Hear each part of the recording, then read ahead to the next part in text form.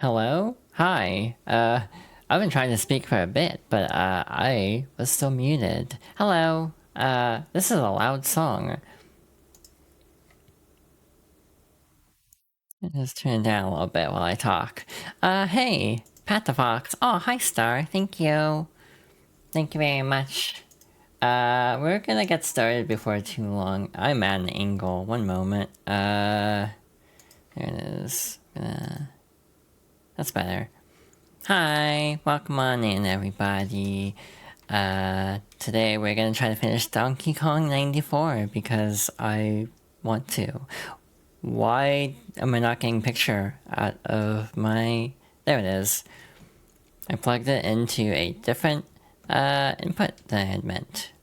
So we got through worlds like 1 through, or well, 0 through most of 7. So we're gonna be jumping into that here. Actually, the song just ended, so I think this is a good time to actually switch to the game. I am not organized. I am winging it. Hi, C. Hi, Star. Hi, everybody.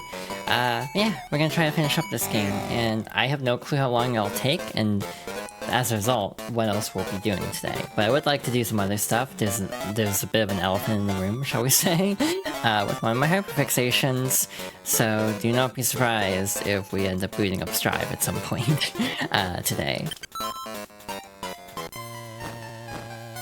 Alrighty, last time we kind of struggled a little bit with World 7. We got stumped because I forgot a gameplay mechanic, so we'll have to see how the rest of this world goes, and beyond.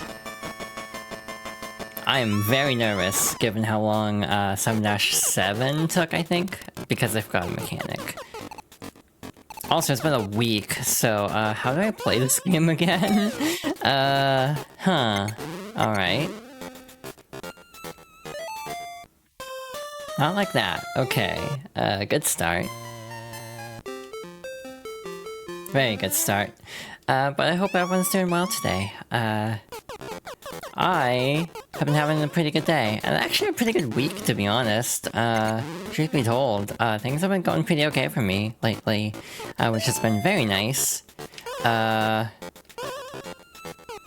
Relatively chill, I would say. Albeit, we'll have to see how this game goes today. Oh, is it that mean? Is that what they want? Like, you have to drop the icicle first, okay. Cool. Yeah, it's been a busy weekend though. I've been hanging out with friends a lot as usual. But also, I have a lot of announcements to make.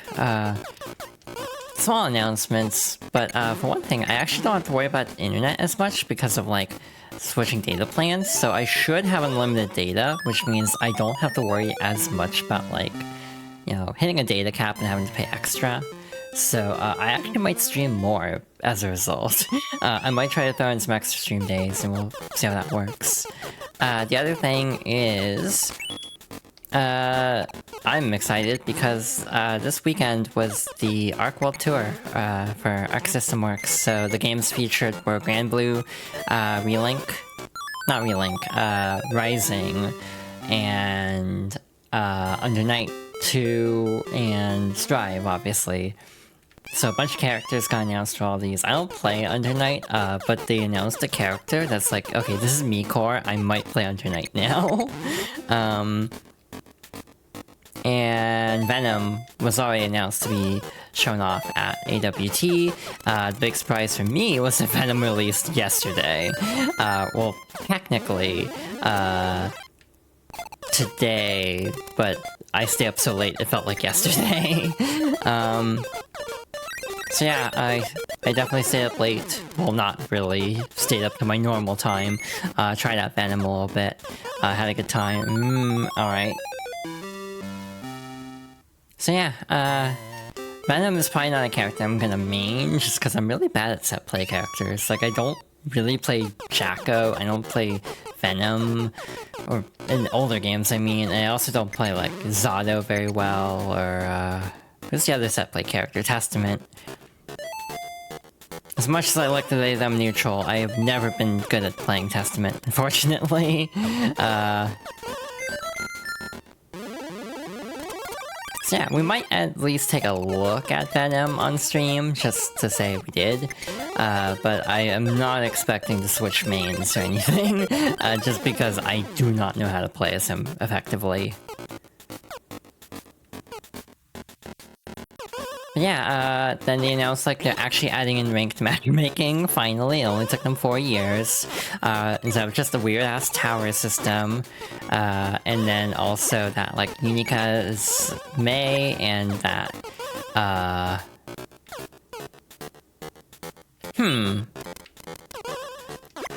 interesting.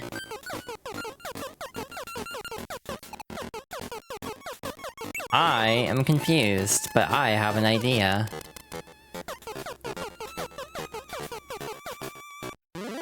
I think this is the intended solution, so I think my idea is correct. Having to quickly... well, not do that. Like, quickly change the direction of the elevator is my theory, but I have no idea if that's correct or not. I wonder if there's a way to speed that up. Spikes go all the way to there, so... So yeah, you do need these to go down at first. I've lost 6 lives already. We are off to a good start. I don't know what I was thinking there. I thought this game is to watch someone who is trying to figure this out on the fly. Like, what does this feel like to people who already know this game really well? Like,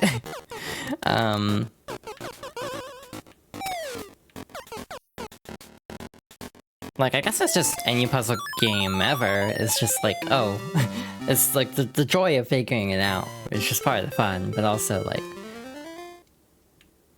I wonder if I make people want to pull their hair out watching me try to, like, maneuver all this stuff. If it wasn't for that walrus, this would be a lot easier, to be honest. I just missed the jump there, okay. The other big gaming news for me, personally, which should also not come as a surprise to anybody, is Xenoblade X released this weekend.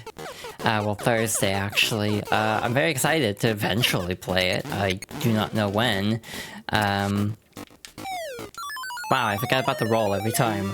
But yeah, I'm really excited. The big thing for me is they actually... I don't think they even do anything in X, but they finally restocked the Pyra and Mithra amiibo for... like, to coincide with X at least, so I finally have those. I've actually been wanting those ever since they were, like... since Pyra and Mithra straight up were announced for Smash. So I'm very excited to finally have those.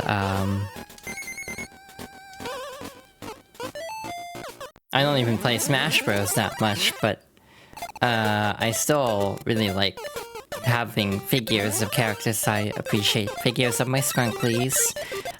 So in the case of Pyra and Mithra, it's like, it's worth it to just have a decent quality figure of these characters, even though my smashing days are a little bit over, I'd say. It has been a hot minute since I booted up Ultimate.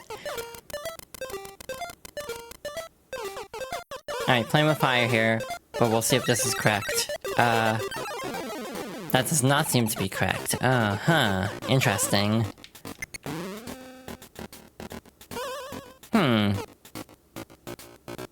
Alright, need to test something. Is this switch also for the elevator? It is not. Huh. Interesting.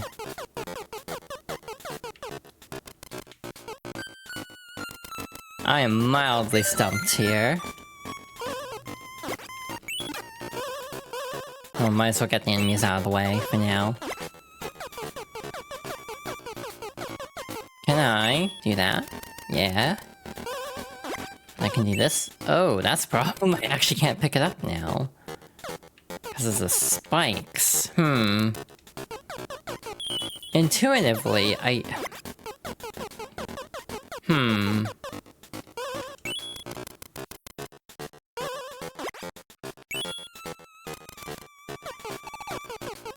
Intuitively, I should need to flip the switch, I think. I think that's what they're expecting of me, but I don't know what to do with the ladder. That's the thing that's really tripping me up at the moment.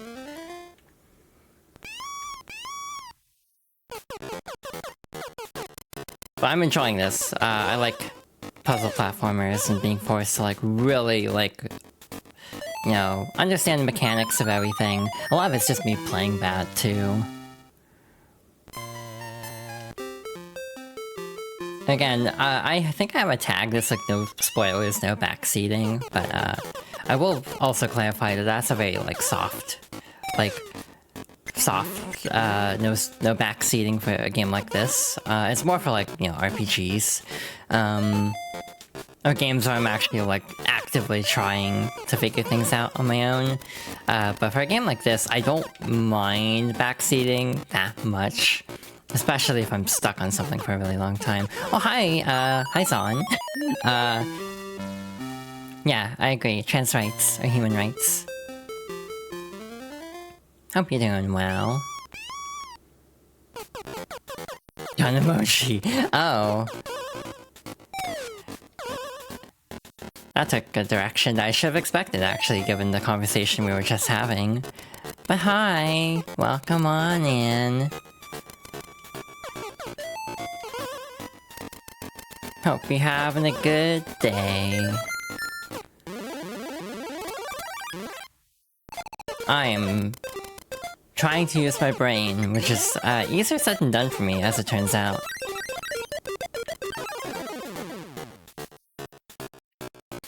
I have a silly idea. No, that doesn't reach.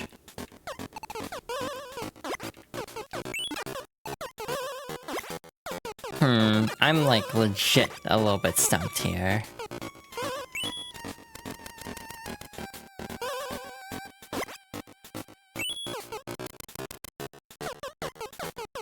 Unless... no? That wouldn't do anything.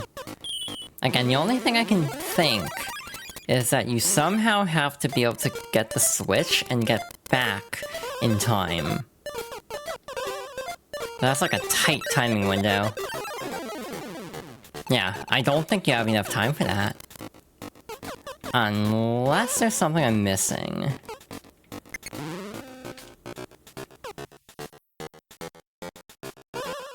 Yeah, I think that's way back up. Again, it's been a week, I might just totally be forgetting a gameplay mechanic in all fairness. Completely possible. Maybe it's just a skill check, maybe I just am not going fast enough.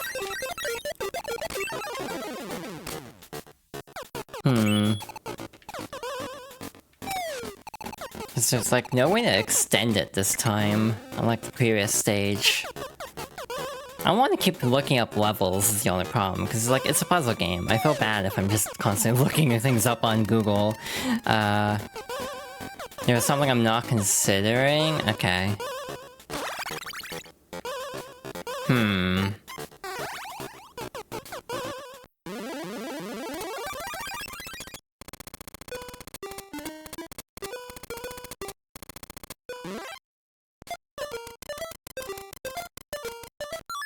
Oh, that was dumb. Just have a guide open in case, because I have a feeling we're gonna get stuck on a lot of these later stages. DK 94.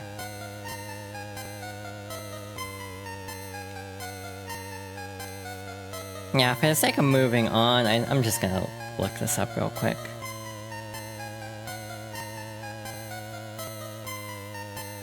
Let us see, this is World 7... 7-9...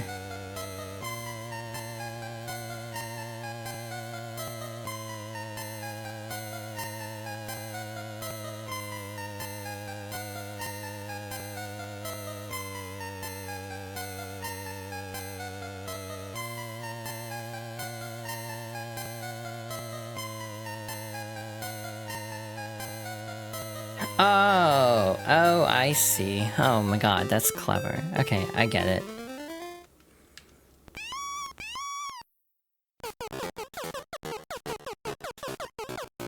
Alright.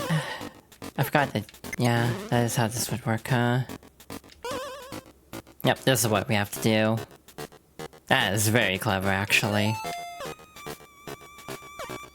Yeah, I don't know if I would have thought of that myself, so I'm glad I looked it up, because I don't think I would have gotten to that on my own. Oh, I activated those way too early. We lived, but, a little scary.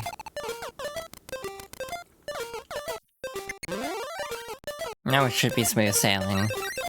Again, I'll give, like, stages a decent amount of tries to see if I can get them on my own. In this case, we went through, like, 15 lives, so I think that is a fair amount of attempts, at the very least, before, like, just looking it up. Yeah, I don't think I would have thought of that on my own, unfortunately. I may be good at some video games, but I can also be a little dense at times.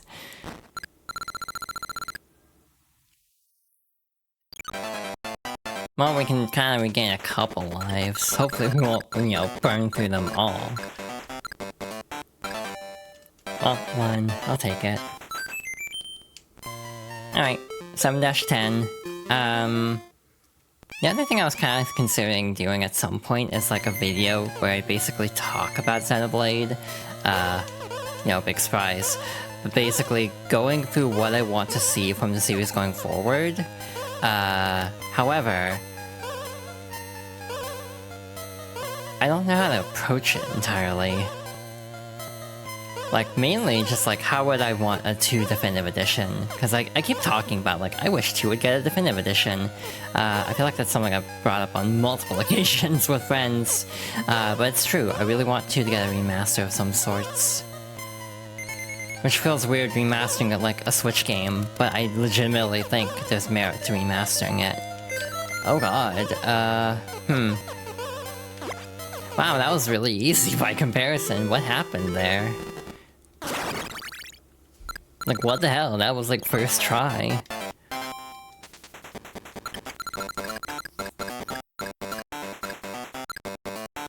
Oh well, I'll take it. 7-11. Hey, 7-11. Oh, this is a lot already. We got a Flame of Disaster. Well, we had Disaster, just not from the Flame.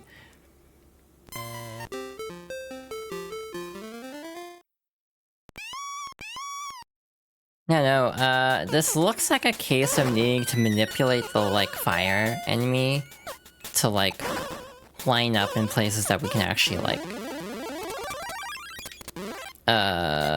what am I trying to say? Basically lining up the fire enemy to actually be able to, melt the ice. So this doesn't seem like it'll be that bad in theory, but, we'll have to see. In practice. I'm overthinking this, aren't I? I think we can just do this, huh?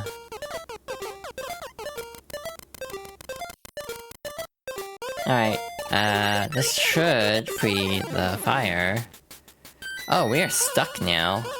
Oh, we're good. Yeah, we're fine. Can we survive this fall, though, is the other question I'm now, facing. Yeah, we can.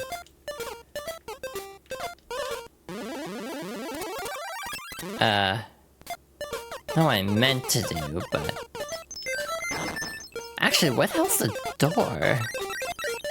Is this another case where, like, I can't see the door for some reason? Because this happened in another stage in this world, where it's like, I could not see where the door was. Which is obviously very unfortunate. Oh... I'm gonna guess it's at the start. This sucks. Yeah. Well, at least I can buffer into that and not die.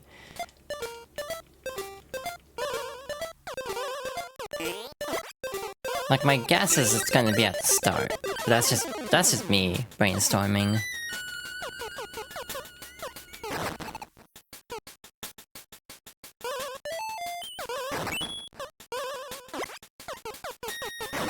I'm gonna do something. I don't know if this will work, and if it does work, if it'll work the way I intended to, but we'll see.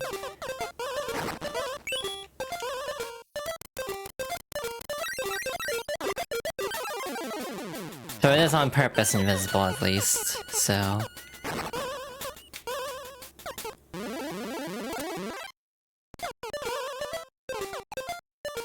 It is not... Huh. Interesting.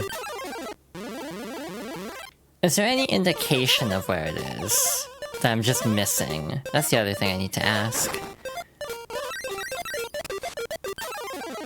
Like, is there a tell anywhere?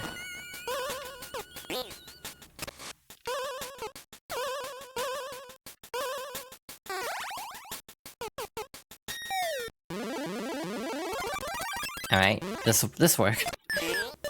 There's so much, like, stuff around that there's gotta be some way to tell.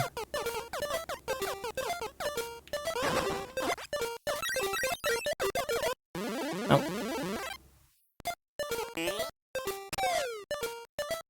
Oh, okay, that makes sense. How do I quit, though? Yeah, I was totally not paying attention to that for the record, so it's like, I have no clue what this is.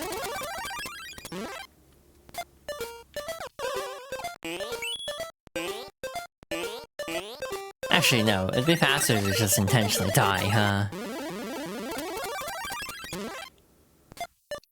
Actually, that's really clever. I hadn't really thought of that, but that would have been the tell for the previous stage.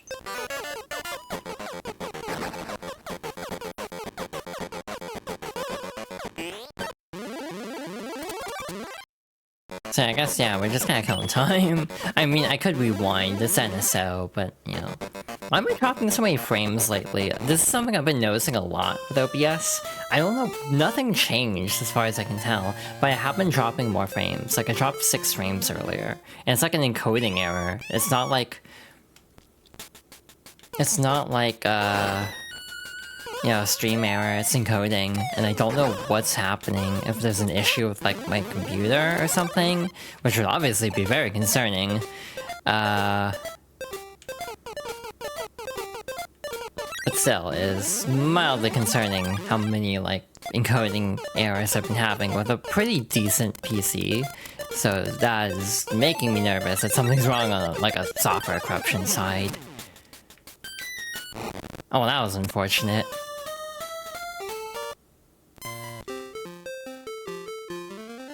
Like, 6 frames in the grand scheme of things isn't bad. However, it is enough to make me just a little nervous of like, oh, is something wrong with my computer? Because I really hope nothing's wrong.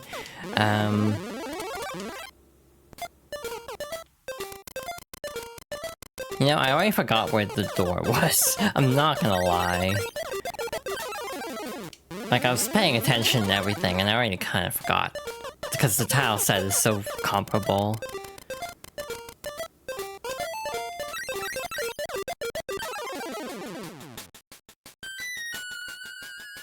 Oh, I'm silly. You're supposed to use the ladder to get down, not just plunge all the way down.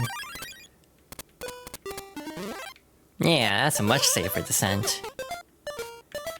Except I can't use the ladder here. Mild miscalculation. I fell anyway, okay.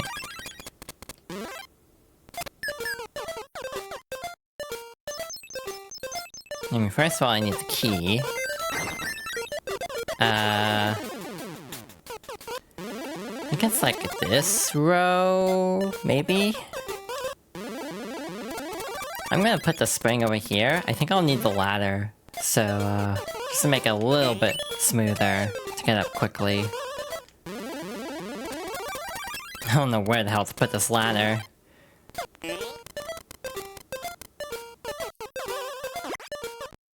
Hey, got it. Well, that was a little rough, but not too bad. Maybe I just need to dust my PC. Maybe it's that simple. And here I'm thinking it's like some major hardware issue, but it could just be I haven't dusted in a month or two. Or just like background apps and stuff like that, because, you know, I am running a VTuber and everything.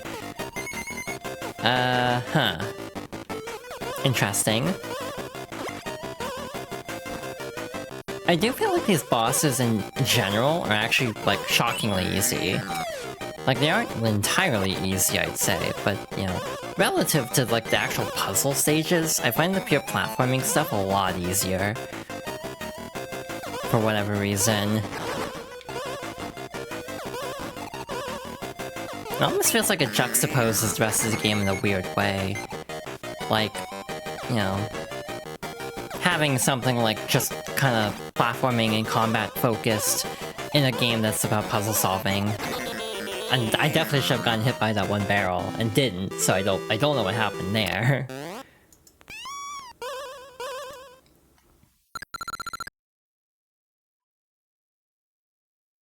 Alright, so that's World 7 down. That took a bit. I was thinking this game would probably take like... Let's see...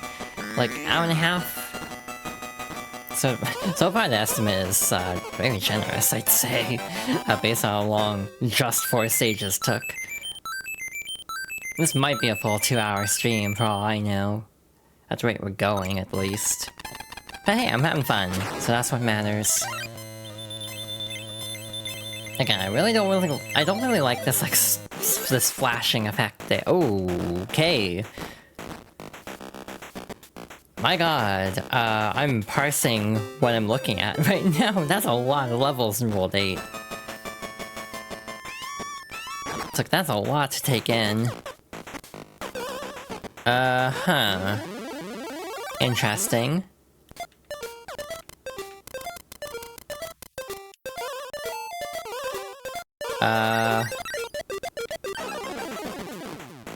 He's underwater.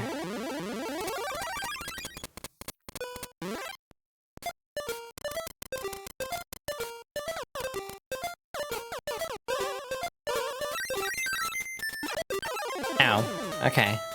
So you cannot survive that fall.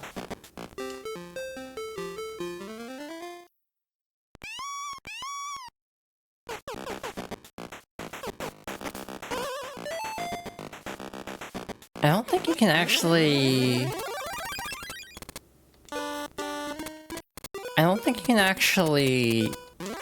swim with a key in this, so there has to be another way up. If I am understanding correctly. Oh, you can just ride those. I have an idea. Nope, cannot pick them up. Okay, that is not understandable in the way I thought it would be.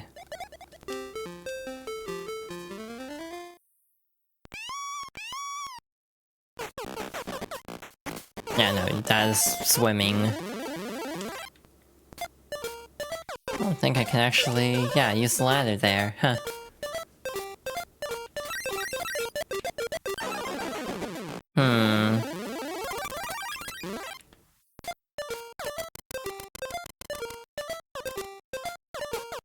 What's this for, is my other question. Oh no, I think I see what to do here, maybe.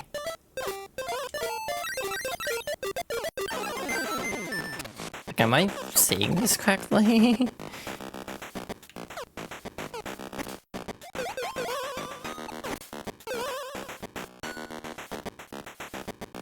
Like, am I reading this correctly and you have to, like, use the block to get the armadillo enemy down to where the fish are? Like, that feels like a lot of work, and I don't know if that's what they want from me.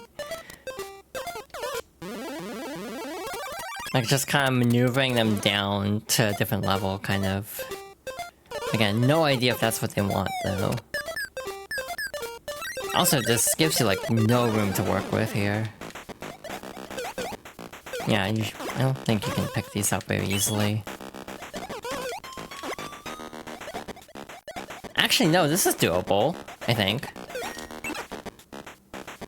Just gotta sacrifice the key for a moment. It's fine. Oh no, Interesting physics. Yeah, weird physics.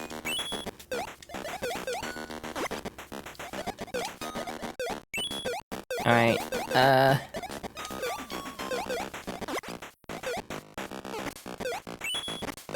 Alright, that was something. Huh.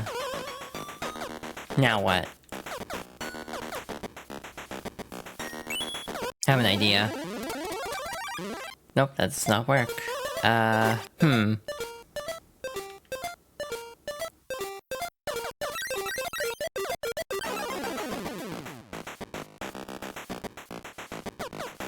Well, at least that's all part of the puzzle here. Now there's just the issue of the other part of the puzzle.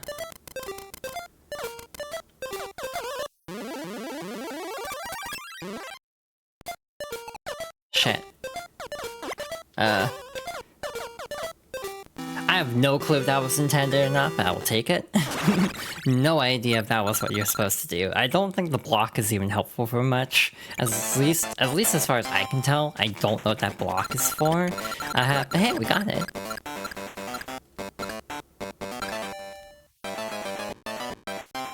That is something I like about this kind of game, is like, I have no clue if that was intended or not. It worked.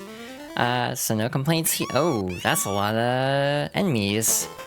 Well, like hedgehoggy looking things. Or porcupines or something. Oh, that's collapsing. Oh no.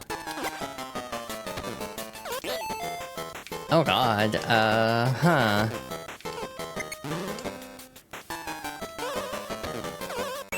This has boss energy, even though it's not really a boss level. Oh no,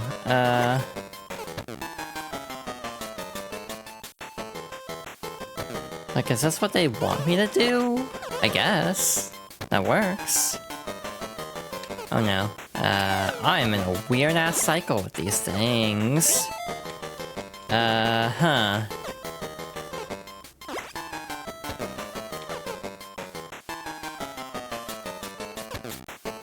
Yeah, no, this is a lot to take in.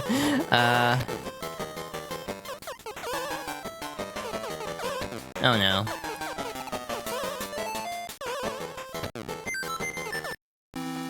Alright, huh. We got it. A lot of these levels are like, I'm just kind of bullshitting my way through, I'm gonna be honest. I am, like, winging it and hoping for the best, and it's actually going shockingly okay so far.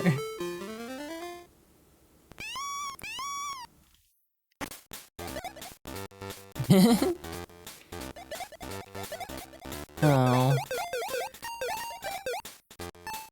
Someone in chat is very cute, by the way. Yeah, everyone in chat's cute, to be fair, but...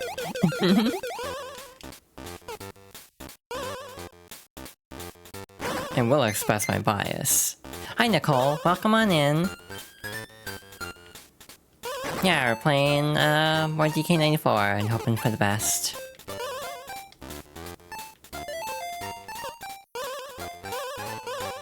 Yeah, unfortunately, based on the way things are going, we might not get to anything else today.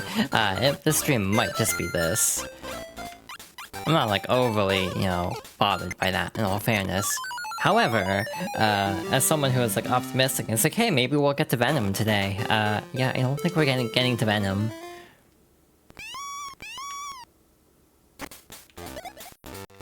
Shoot, we're so close to Venom.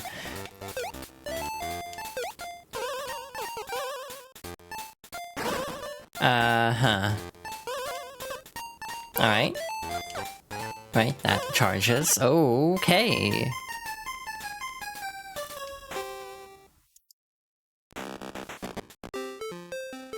So,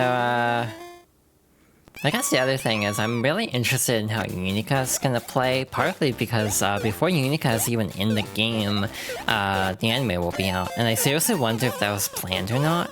I don't know what the hell's happening inside the company, in all fairness. You know, I love Arc System Works games. As a company, they are interesting, I'll be honest. So for example, right now, we had a patch recently that was not well liked, and it's still not very well liked in all fairness, but they did like an emergency fix to kind of smooth out some of the problems that people were having.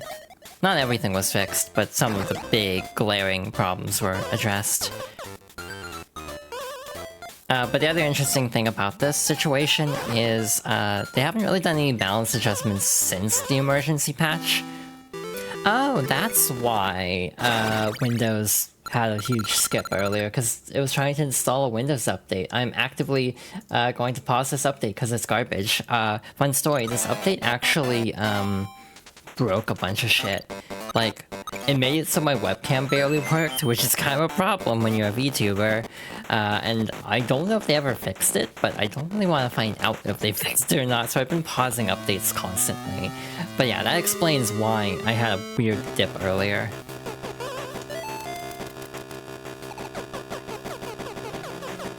And Windows patch is breaking stuff. Yeah, that's never happened before. Hey, DK, you wanna help me out here? Thank you. I love these little scrunkly enemy designs. More Mario games need scrunkly enemies. I'm gonna be honest. It's like, why Wonder was so nice, because we finally are back to that, like, scrunkly Scrimblue era of Mario. Hopefully to stay, and Mario Kart 9, or whatever the hell it's gonna be called, we'll find out next week. Seems like a really good direction, because they're going for, like, a really cartoony, stylized look for, like, all the characters, and I'm really happy about that. Yeah, I highly vouch for Mario being as, like, Scrimblue as possible. None of these words are in the Bible.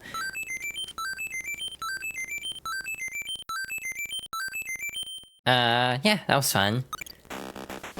World 8's actually a lot easier than World 7 so far, but we'll see if that holds. I'm not counting on it. You know, another problem is I keep forgetting moves. I'm not using, like, the side flip very much.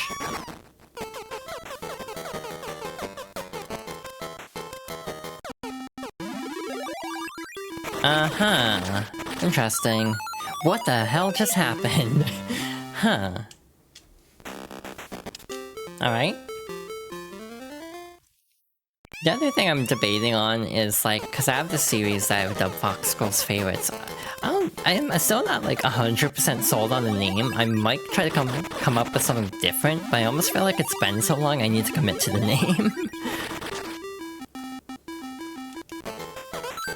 Like, it's not inaccurate. I just don't know if there's anything better to call a series like this. But the other feeling I've been having about that is... I don't know what game to do next, because I have 3 in mind. One is kind of like, I don't know, I have to turn the music off because it's Star Wars. And without the music, I almost feel like it's not going to be nearly as fun. And then there's Mario Sunshine, which I know is a very interesting Mario game, to be very polite to it. Alright, that works. This feels janky as hell, and I'm kind of for it, actually. Like, that does not feel entirely like, I don't know, that does actually feel intended, but in a way that's, like, very, like, weird. Replace it with Guilty Gear? I mean... I could... Yeah, there's some wild-ass platforming here. Or, like, wild-ass challenges here.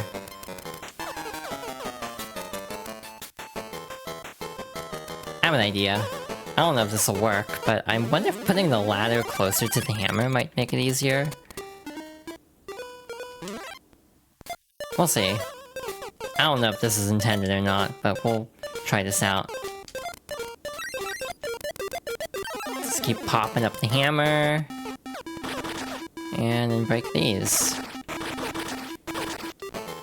Hell yeah. Okay, but do we go with, like, Korean reload? Or, like, original reload? Like, how esoteric do you want to get with this thought process?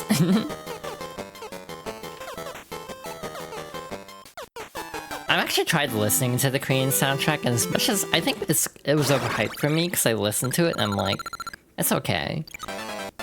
It doesn't feel that Guilty Gear, I guess. It feels like off somehow. If I ever were to run a Name That Tune, I would love to put in the Korean Guilty Gear soundtrack though, just to really mess with people. Like, yeah, it's Guilty Gear, like totally, but like, what game is it? You don't think that was intentional, but it was impressive works? Yeah, I'm full of surprises sometimes. I surprise myself sometimes. But Robert? Yeah, we'll get to your Scrimblow, hopefully soon. At some point I would like to at least sort of go over Venom, though again, I do not think I have the gumption to actually be a Venom main, to be honest, but he is fun. Huh, interesting.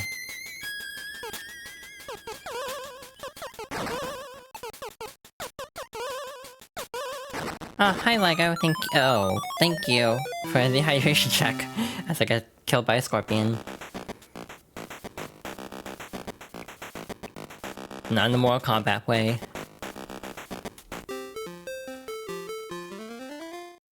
I'm still wondering if he will still be playable. Because, like, they did a poll, because they, like, have been doing polls of who you want to see in the next season, which is like, oh my god, it'll be season 5 next time. This is, like, unheard of for an Arc Sys game. This is the biggest Arc Sys game, by the way. Like, legit. Like, it is their best-selling non-Dragon Ball game by a long shot. But where was I going with that? I totally forget where I was going with that entirely. Yeah, that's not Fighters, because original IP. But yeah, it sold like 3 million copies, which is like...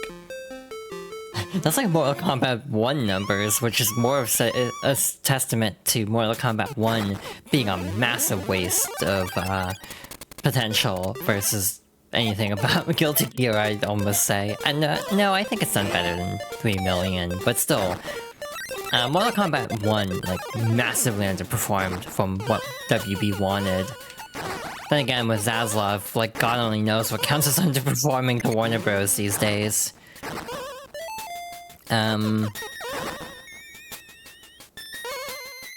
it is still, like, going strong. They just dropped the Switch version, that's obviously...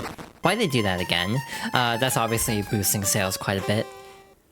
People say it's a decent version. It definitely doesn't run great, but it is like a perfectly tolerable version of Strive. I've legitimately thought about picking it up from the very me standpoint of what if I get good with Dizzy on like a second version of the game, because I'm not like normal about this character.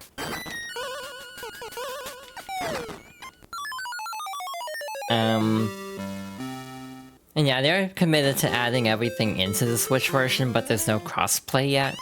My assumption is the Switch version is just like hardware limited, which makes me wonder if they will like make a Switch 2 patch to have it actually crossplay with the others, but I actually don't want that, not gonna lie. You know, crossplay is great in theory, but I just remember when they added crossplay to Xbox, and the servers broke for like 3 months straight, because Arc Sys is like...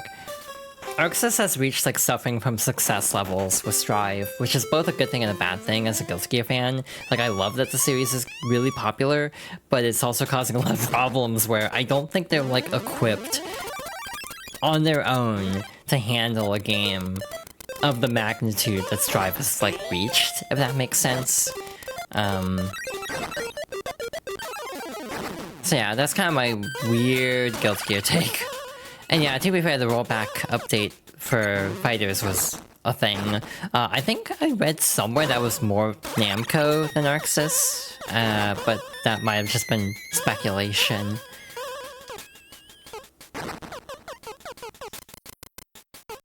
Alright, what the hell am I looking at here?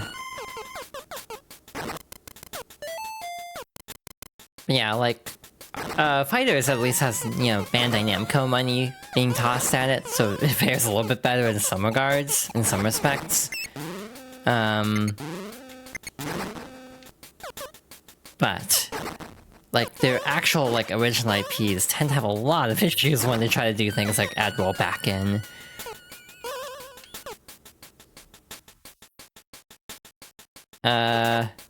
True. Yeah, I've heard good things about Tekken's netcode for the most part. The big thing I've heard about Tekken's netcode is it's not like the best rollback in the world. It's not awful. But to me, it's like kind of in that KOF tier of like, it's pretty decent rollback, but not like, you know, Capcom rollback at the moment. I think I messed up here. Yeah, no, I definitely screwed up here. I'm just gonna do this to speed this up a little bit.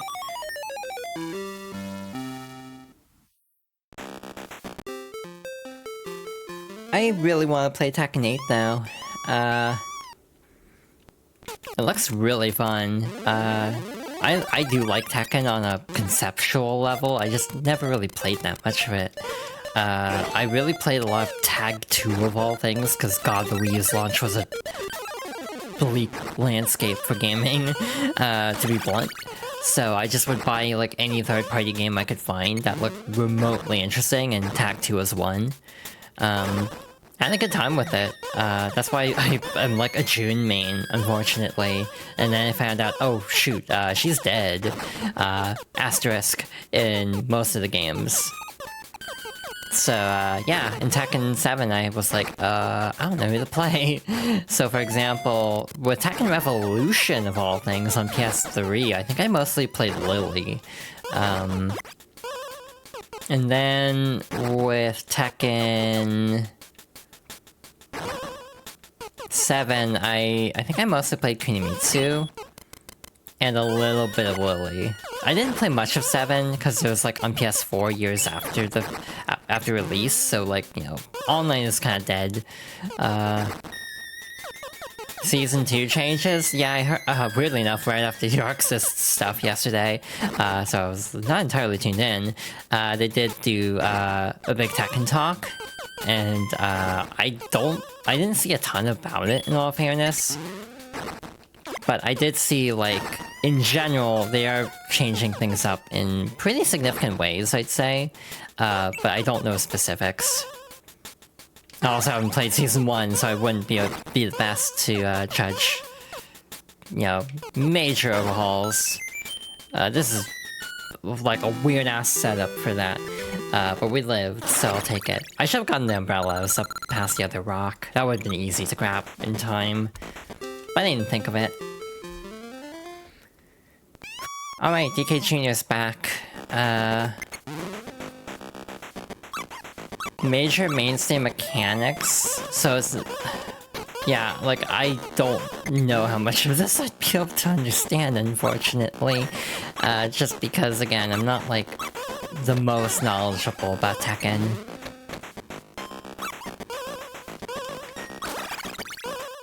This is one of those cases where I'm, like, trying to parse what to actually do here. Guess there? Please stand up, Mario.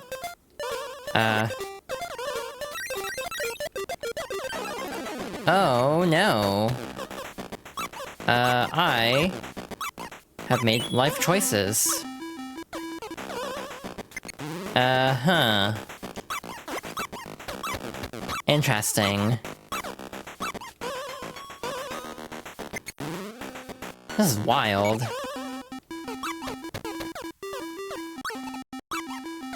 I'm like... How do you get the hammer up to that ledge?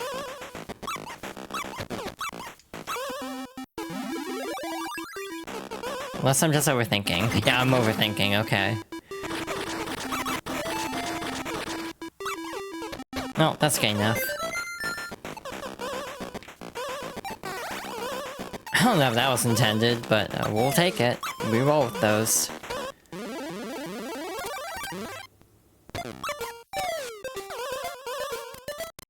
They're changing E-charge? Yeah, I don't entirely know what that means.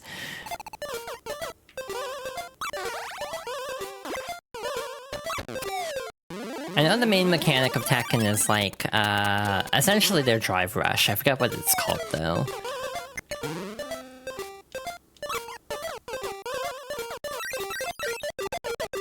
Hey, that was easy.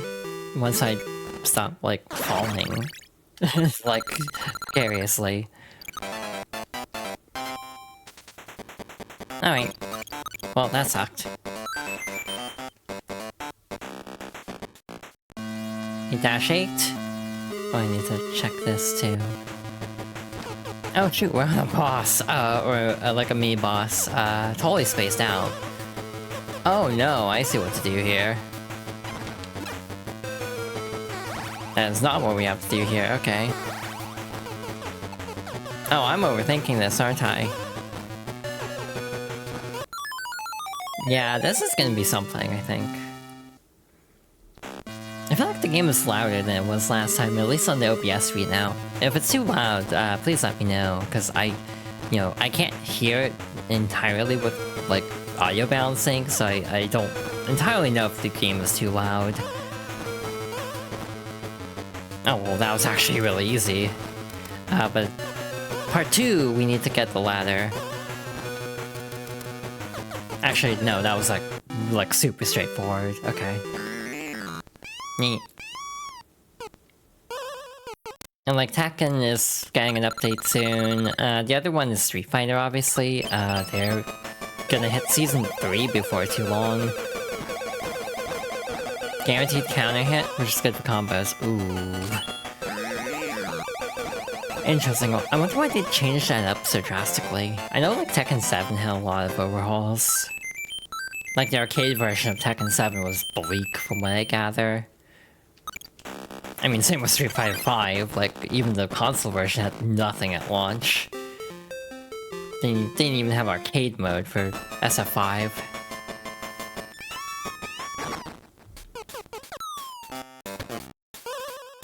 Interesting.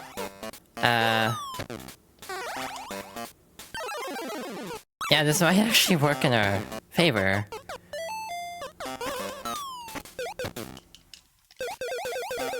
Oh shoot, huh.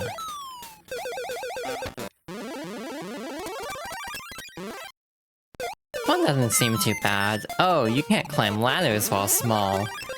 That would present a problem, wouldn't it?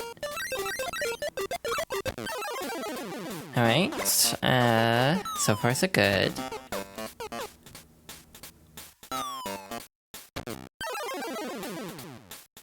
Oh, that's unfortunate.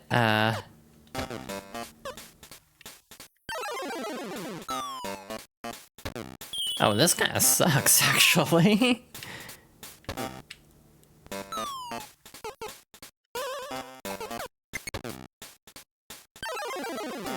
Now, is that just gonna keep going up and down? No? Okay.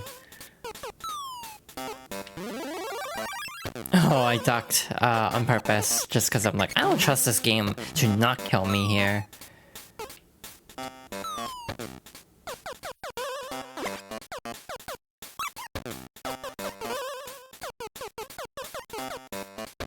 That wasn't too bad, actually. Here I was all worried that we were gonna get stuck on this game. I'm gonna eat my words next stage, I guarantee it. Yeah, my overall feeling on Street Fighter 6 is I need to play more of it. I want to play Mai, but I don't want to spend like $25 on a character I might not enjoy. I'm like weird with DLC though, where I will straight up buy DLC if I'm like 90% sure I'll like a character.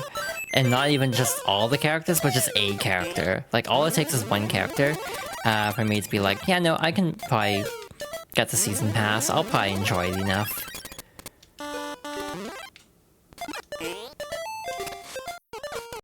Oh, this is a lot. Huh.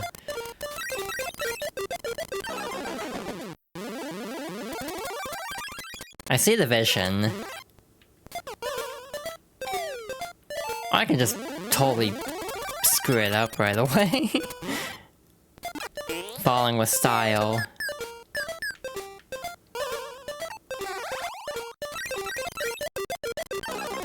Yeah, my issue with Street Fighter is, this is an old-ass issue I've had forever. I don't vibe with a lot of character designs in Street Fighter.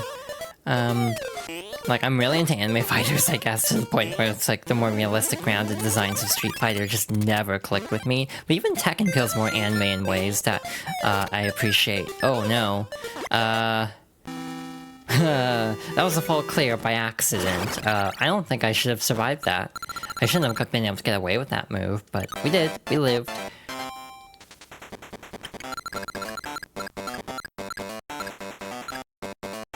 This is the Yuna bullshits her way through World 8 portion of the stream.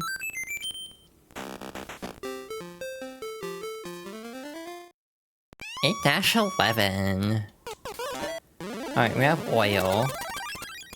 You hate to see it. What the hell am I looking at here with this stage? I'd like Street Fighter 3 or Alpha. Fun story, I played Alpha recently and I didn't like it. For a very specific reason of Bison was very difficult, so I didn't really click with it. Although I hear Alpha 3 is really good. And to be fair, Alpha 3 Upper is on the collection coming out before too long.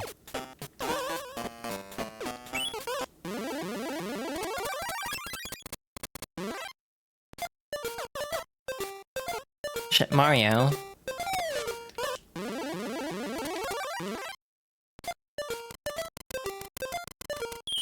God damn it.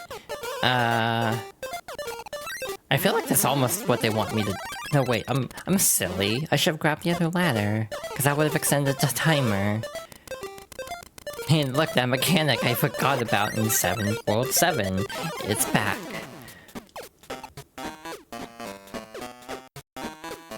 Actually, my problem isn't the ladder, it's the key.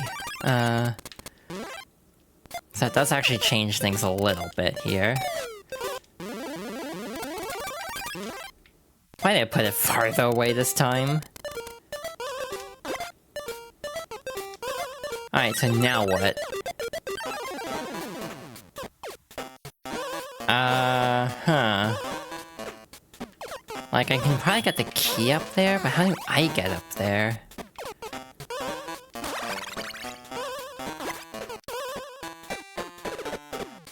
I'm gonna try something silly. Nope, that is not it. Oh, I'm silly. I can use the ladder. Maybe.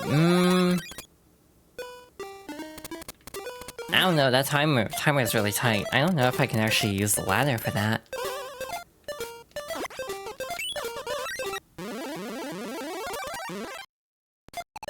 Unless... No, I don't have time.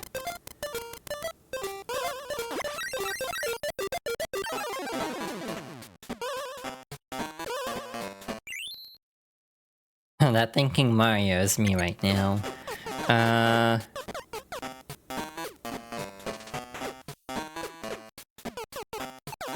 gonna do something. I'm gonna try this.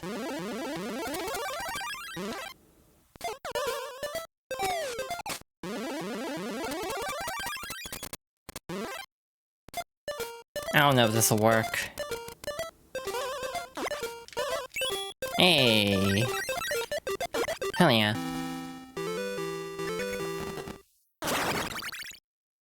Don't know if that was intended, but it worked. That's the story of this playthrough, is like, I don't know if that was on purpose, that was supposed to be- Oh hey, a 3-up, cool. Yeah, like Alpha 3 Upper is on the new collection, so I'll get that collection eventually. It's not like super high on my radar, admittedly, just cause... you know, there's other priorities at the moment. Main priority at the moment is Xenoblade X, I'd say, because I love Xenoblade. This is not a surprise to anybody, probably. I'm gonna cheese that. Okay, they thought of that. Okay. Cool. Okay, they thought of that too. Good to know. Okay, this is the first DK stage we've had that I've actually struggled with for a little bit. Which is actually kind of nice. Because again, we've been kind of coasting through a lot of the TK stages, I'd say.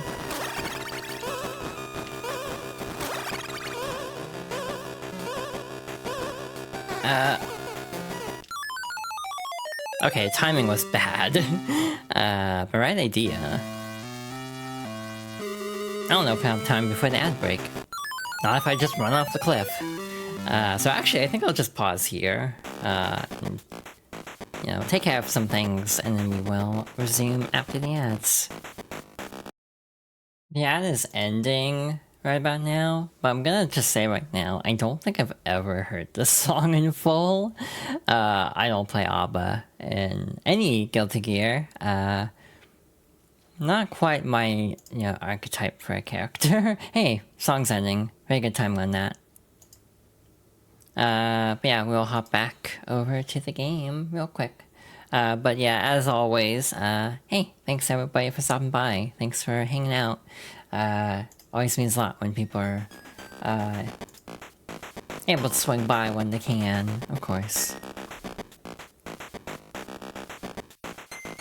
Alright, that should be good. Let's test it real quick. So yeah, sometimes I test things so my neck isn't breaking on the model when I'm like looking over at the game, so sometimes I just, you know, reset the tracking a little bit. Alrighty, back to it. Let's see if we can finish up this fight.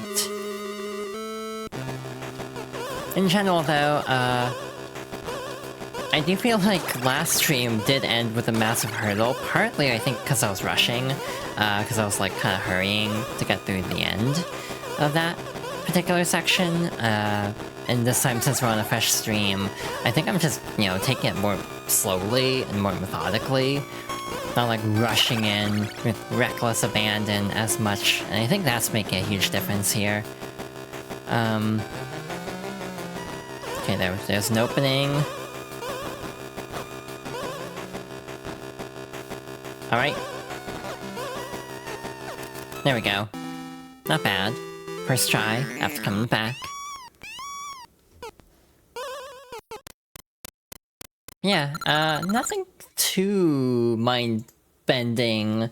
However, there has definitely been some stuff that's like, damn, this is actually really clever, and it's really fascinating to me from the perspective of they're accomplishing so much on the Game Boy. Like, this is a really long Game Boy game.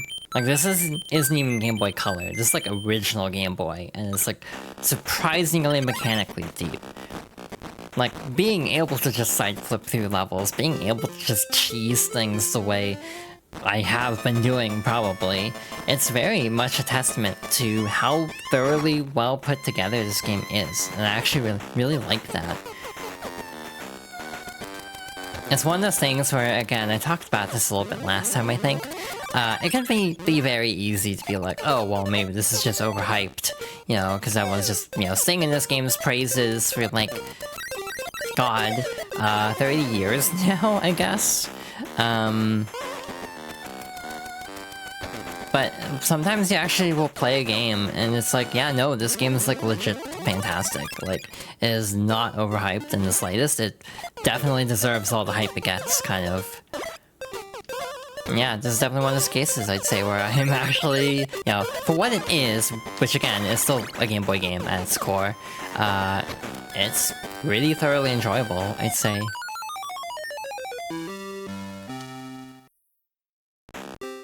Like, here's the weird part. I didn't grow... Well, I mean, we went through this a couple weeks ago. I didn't grow up with the best Game Boy games, to put it politely. I grew up with some real stinkers, so, you know... Relatively speaking, I think... You know, playing a really solid Game Boy game like this is actually kind of nice. Like, oh my god, like, seeing, well, frankly, first party, that always helps. But yeah, seeing, like, first party efforts to push the Game Boy is really impressive as someone who did not grow up with this game.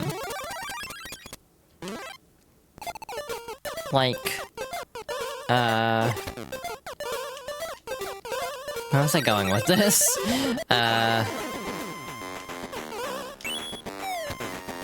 shit.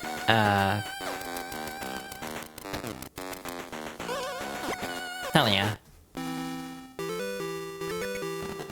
Just basically, just seeing how much they accomplished is nice. I feel the same way about Kirby's Dreamland 3, even though I don't really like that game in some ways. I think it's actually overhated in a way, but it's still not one of my favorite Kirby games. Mostly because of Zero, I'm gonna be blunt, or Dark Matter, whatever the hell it's called in Dreamland 3. But it is the fundamental issue of... It definitely looks really pretty. I don't think it plays the best compared to other Kirby games. It feels a little stiff at times. You don't like Amazing Mirror? I mean, here's the thing, I don't really like Amazing Mirror either. But I've also never played it with people.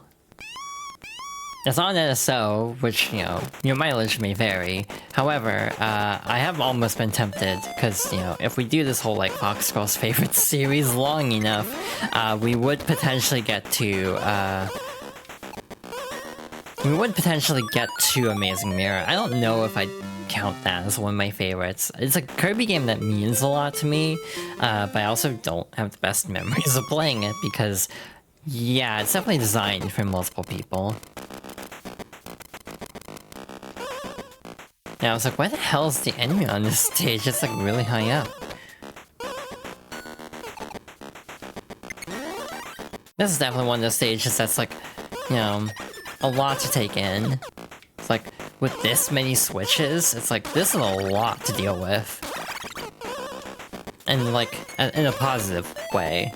Where it's like, damn, this is very, like, thoroughly thought out. Can't be that easy. What's the catch?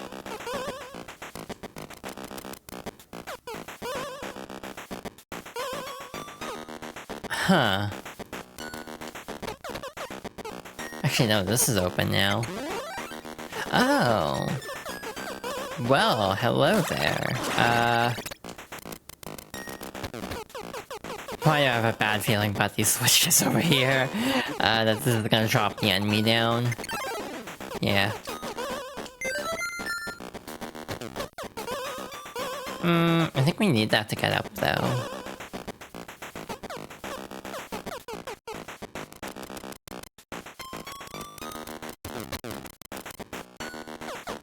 My least favorite Kirby game is probably Dreamland 2. It's like one of the only Kirby games I straight up rage quit. And not even like... What am I looking at here? Oh. I see. I see what you're throwing down, game. Yeah, no, this is really clever, actually. Needing to drop those so we can use the enemies to get across. Oh shit, we have 80 seconds left. Yeah,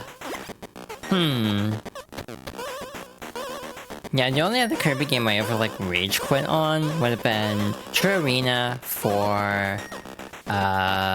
Dreamland... Not Dreamland. Which one? Robo-Bot, I think.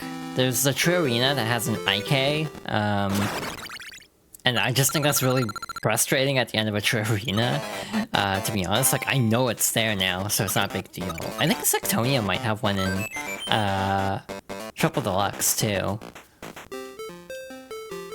I like how I say Sectonia because I don't remember the final boss of Plant Robot, if I'm being honest. Like, full disclosure, it's like, there's a reason I'm saying Sectonia, not the other, because I genuinely forgot the name of it. Like, Star Dream, I think. Anyway, Kirby good. I love Kirby as a series. I swear by Kirby as, like, the most consistent Nintendo franchise. As, like... I actually believe, like, strongly that Kirby's very close to a no-miss franchise for me. And even the misses there aren't, like, big misses. They're just, like, little small misses where it's like, yeah, I'm not really a fan of, like, Dreamland 2. It's very frustrating at times. You know, Star Allies is just kind of there, but it's, like, inoffensive, I'd say. Like, I legit think, Star Allies gets a lot of hate, and I legit think it's just, inoffensive. And a little bit overhated because of that, but again, I don't think it's like a standout Kirby game. I just think it's decent, but not like exceptional. It's like a weird qualification, and I don't know if this makes sense, but because it's like pitched as an anniversary game, I kind of give Star Allies some like leeway, more so than others. Same way I feel about Fire Emblem Engage, where it's like the rumor, this is just a rumor, but everything I've heard is the focus on the Engage mechanics is partly because it was meant as like an anniversary title, but lockdown happened, so everything slowed down, and thus it took a lot longer to actually put out than they were intending. So it was like 2 years late for the anniversary. Yeah, Star Allies is just like a really fine Kirby game. Not like, mind-blowing, like I'd even say some are. Like, Forgotten Land is like has some real like wow moments though.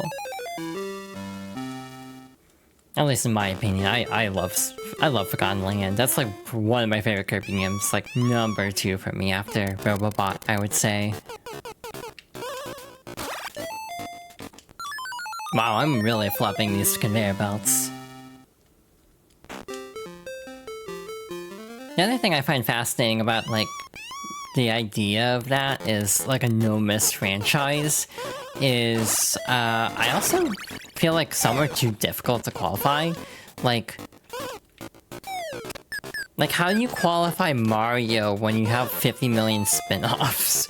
Like, Mario is definitely not a no-miss series, but also, is it really fair when there's, like, so many spin-offs that have incredibly, like, varying quality?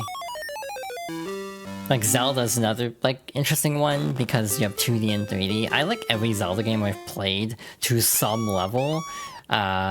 Some are more like, I like this in theory more than I actually like it, which is like a weird thing I do. Where it's like, there are a lot of games where it's like, I see the vision, I don't think it's for me. Like, Zelda 2 is a great example. Parts of that game are kind of BS, but in general, Zelda 2 to me is a game where it's like, I like the conceptual ideas of Zelda 2, I just think it's very dated. Zelda 1 also. Zelda 1 doesn't feel as essential though to me because Link to the Past replicates that style better. Zelda 2 is kind of in its own like niche where there hasn't been a Zelda like it.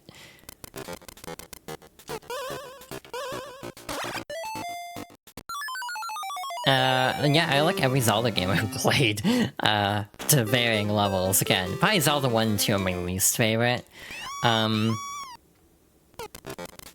Favorite 2D is like weird because I definitely agree that Link to the Past is one of the best 2D Zeldas, but it's actually not my favorite.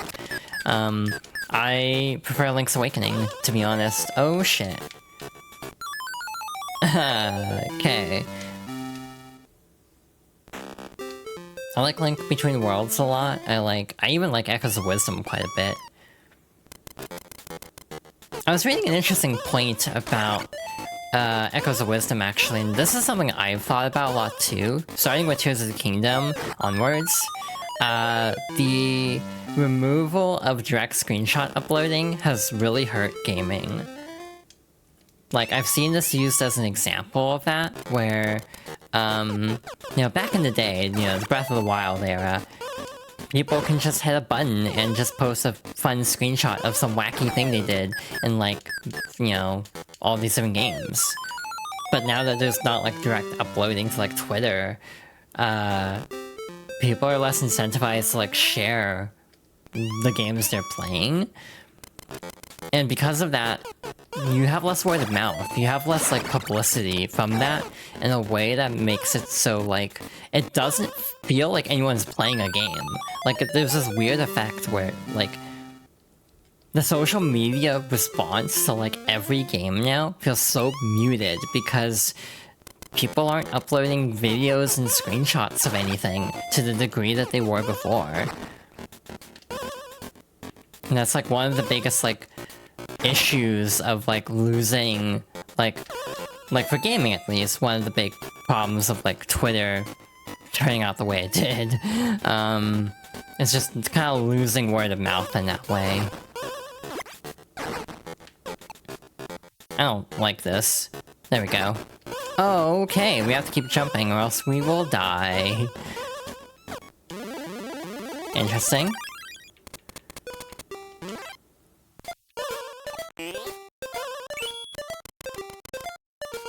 Nice. But like Echoes of Wisdom is a great example because it came out after all this stuff went down. So like, you know, no one's sharing like the weird ways they've cheesed puzzles or like stuff like that to the degree that they were for like Breath of the Wild. Just because like taking a screenshot, taking out the SD card, putting it in your PC, transferring it over, that's like a lot of work. And a lot of people don't want to do that because it's inconvenient. Like, I found I would take more screenshots when it was way easier to just upload things. Now that's like really annoying to upload things. It's like, yeah, no, I don't really feel like uploading screenshots anymore. Like for me, if I'm doing a game clearing thread, which I'm currently doing, what I do is I literally like will just run my game capture. Like I'll hook up my capture card and just run it while I'm playing this game, like near the ending, so I can get a screenshot of the final boss or whatever. Or like the ending image to post on Blue Sky. But it's like so much easier when you could just push a button and then directly from the console just save it. But again, that's just kind of like a whole other tangent, really.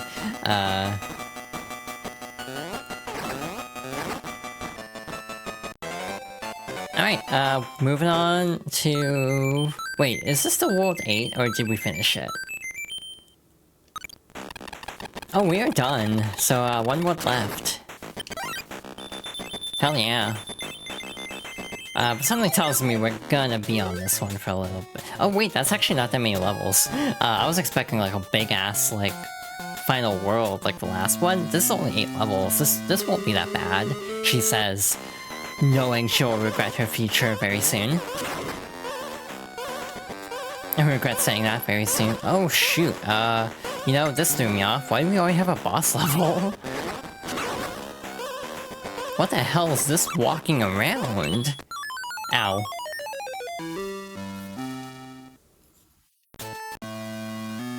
But it is something I lament a lot, is like, you know, being able to just scroll a hashtag and seeing all the like wacky stuff people are doing in the game. Even like fighting games don't feel the same anymore, because like, you know, Guilty Gear is the obvious one for me, but I don't see as much like as many combo videos, because it's just harder to post stuff on like Twitter. What the hell just happened there?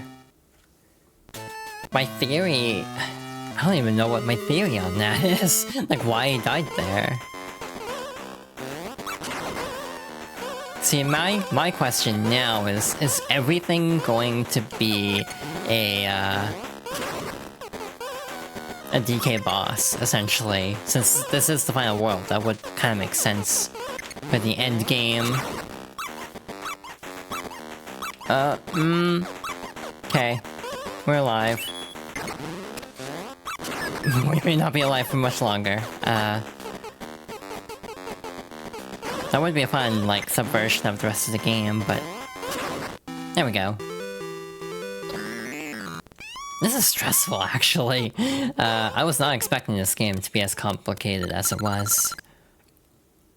Mario vs. DK is still more complicated because of more mandatory collectibles, I'd say. Especially in the Switch version, where they actually incentivize completion a lot more, I think.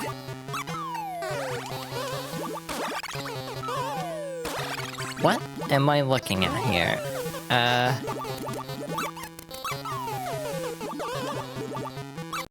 Oh shit, A little bit blindsided, it's fine.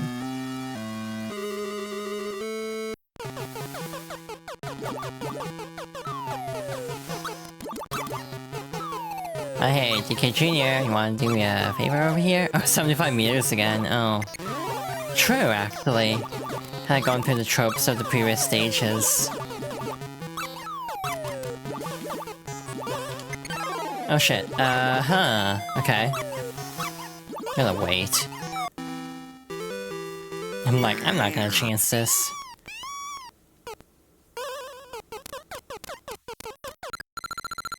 That means we will have conveyor belts this time. Wait, we already did.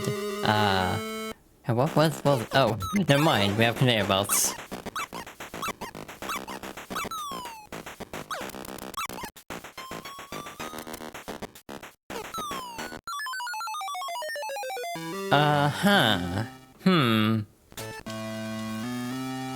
Interesting.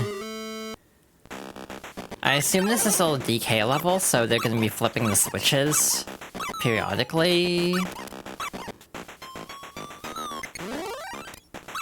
Yeah.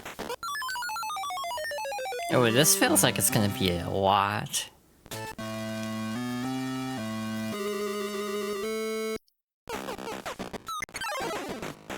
Yeah, no, this stage feels like it's gonna be a trial.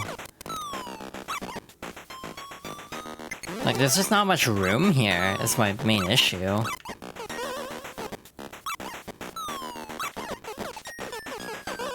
Okay. Hey! That worked out very well, actually. Ah,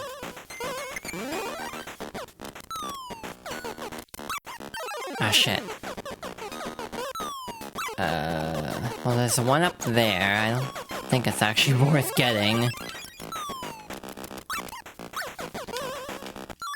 God damn it. I had a really good setup and just threw it away there.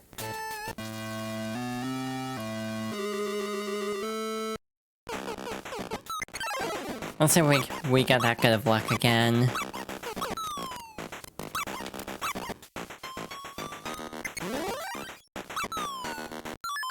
Oh, you can't touch those at all, apparently. Unless it's just a weird corner issue. Wild.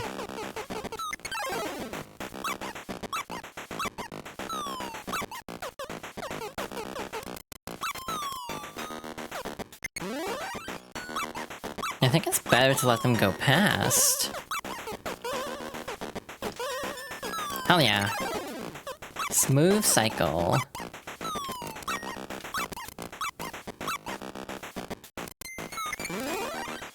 God damn it. Well, that could have gone smoother, but hey, we got it. Eventually. I bet a speedrun of this game is really fun, because there'd be a lot of optimization versus like RNG. There's some RNG like with that level, but for the most part, I feel like it'd be very optimization heavy. Oh no!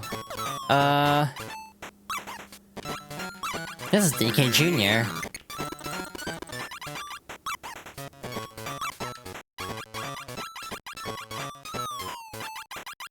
Okay, this is actually really clever though, but DK Jr. jump scare. Oh, this is a reverse DK Jr. because it's like, in that game, Mario was trying to free DK. Cute. So I assume that means DK Jr. won't be in the next levels. That's really cute, actually. This game is just very charming. But will there be a DK3 level? Featuring, what's his name? Stanley, I think? Stanley the Bug Man?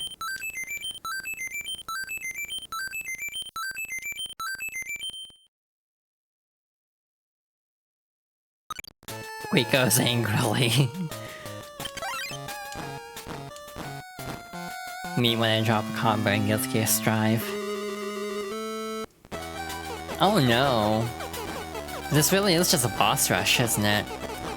Like quote-unquote boss rush of like just kind of different stage archetypes that we've seen the whole game, but like bigger. Because like this one's just like 25 meters again, but like in the actual main game it's just one screen. So this is like a bigger version of that level. That's really cool. But it doesn't feel like, you know, reusing anything. It feels very original still. Like, it has a very distinct vibe to it, even though it's clearly referencing something else.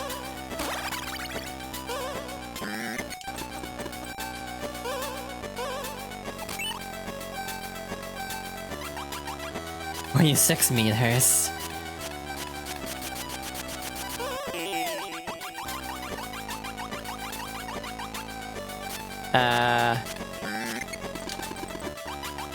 Scary. Big scary. Ow. I panicked from the controls.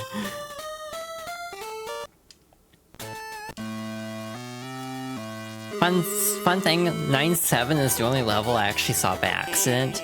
When I was researching this game, I looked up an LP, and the level they did that I just happened to like skim to was 7-7 or 9-7, so that I have seen that level of all things.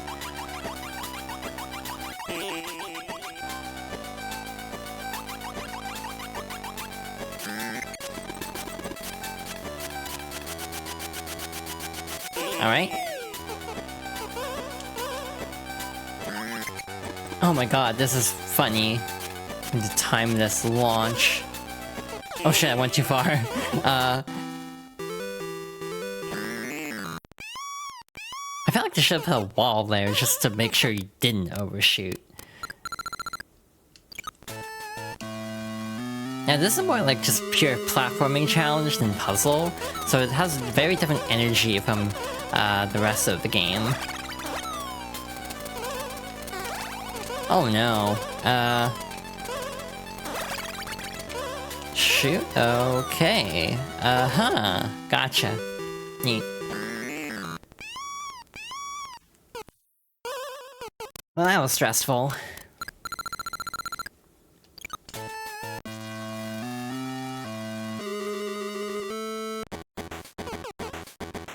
Oh, there's wind. Oh, I was like, am I drifting? I know, this song kinda goes hard. Oh, I see what the gimmick is. They don't stop on their own, do they? So we have to actually block them. I think that's what the game is wanting. Like, they want us to, like, stop the barrels.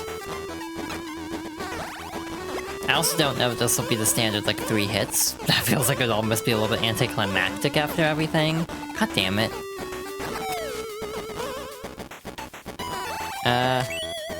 You did overshoot? Had DK throw me? Oh, wow. At least they thought of that.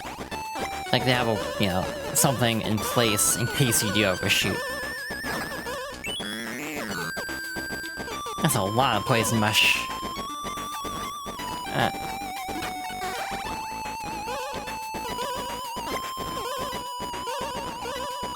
Fun little version of the existing fight. Okay, we're good.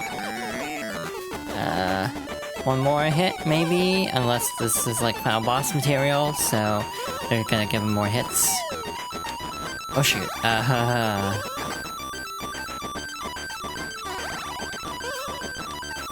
Damn, this goes hard for Game Boy Color. Or Game Boy regular.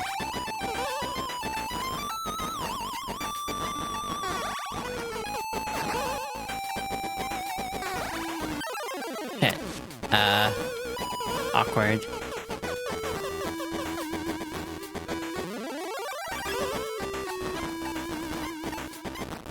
Keep not lining that up properly. It's about here. Oh, that sucks. You managed to put a guitar solo in a Game Boy Color. Yeah, that's really cool. Better not miss this throw, because we're running out of time. Oh, only 3 hits still.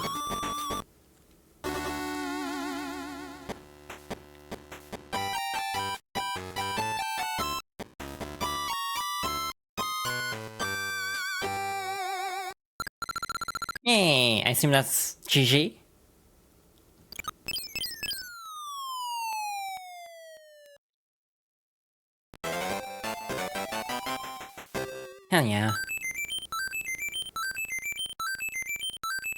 Almost ended on 94 lives. Oh, we did end on 94 lives. How fortuitous. Oh shoot, there's more. Alright. Had a feeling that'd be too easy, huh?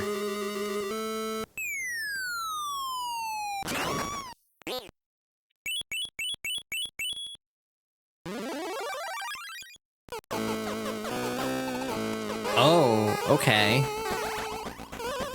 I did not remember this from the LP I saw years ago. Ah, Nintendo and your love of giant hand bosses.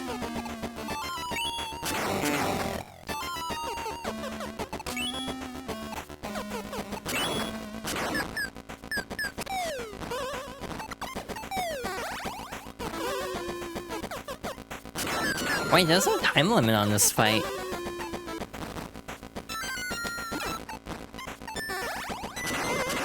Ah shit, interesting having the DK title theme mixed into this song. Yeah, this song's kind of like whatever. I get what it's going for, but the other... Like, this has like the callback coolness to it, but it's not as like overtly cool, if that makes sense.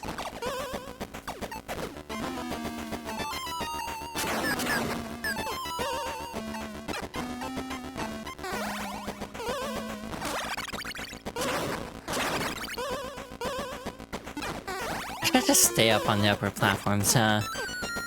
Shit. That forces you down. Okay, they thought of that.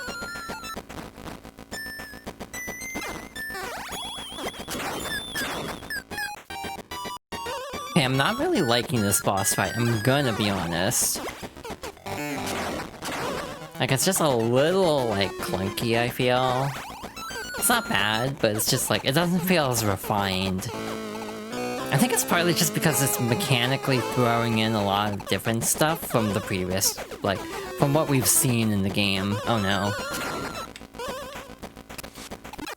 Shit. Okay. And I assume we have to do this whole fight in one hit, which is gonna be something. Alright, looks like I kinda know what to do this time. Also, if I have any, like, gripe with this game, it's that there is a fair amount of waiting to it. Like, there's a lot of just sitting around, like, waiting for something to happen. Ow. How did I clip through the floor?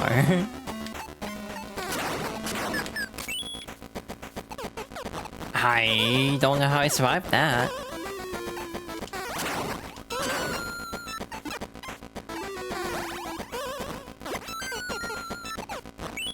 Shit.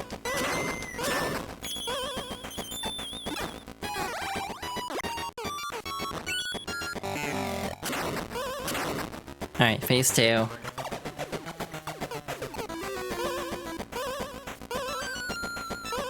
How will this work since I'm up here this time?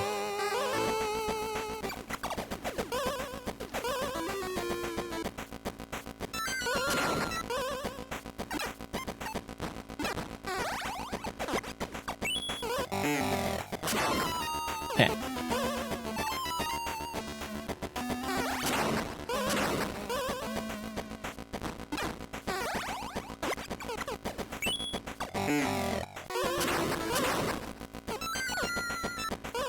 Yeah, DK getting mushrooms is neat. Oh shit. Oh no. I can't believe I dodged all that.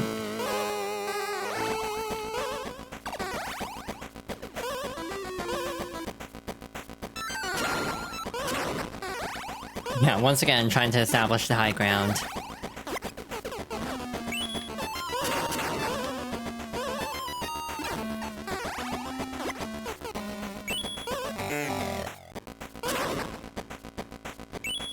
Why do I keep doing that? Oh no. God damn it.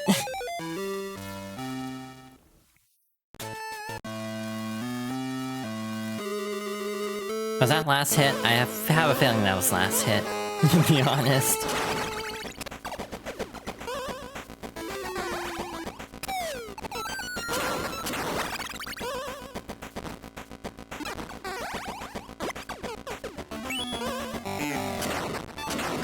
what has a hitbox and what doesn't is the one thing that is throwing me off here. Sometimes it feels like the platforms have a hitbox and other times they don't. It's like not entirely consistent, I feel. Alright, phase 1. This looks like 6 hits if I had to guess, unless there's another phase after. So this one he starts with like the clap move. Or like that move. Oh. Put him over here this time.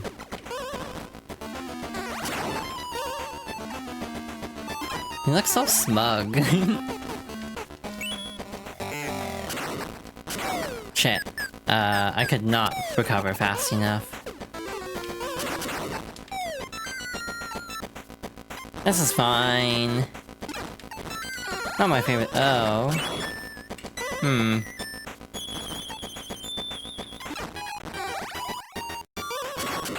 Just gonna... Ow. I thought trying to get the high ground back would be the best strategy.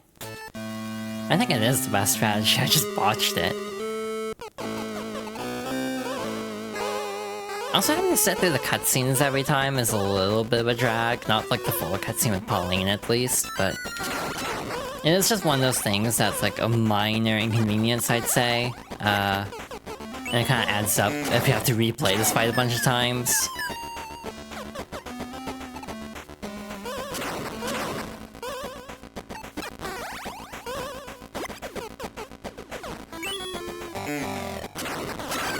Alright, phase 1.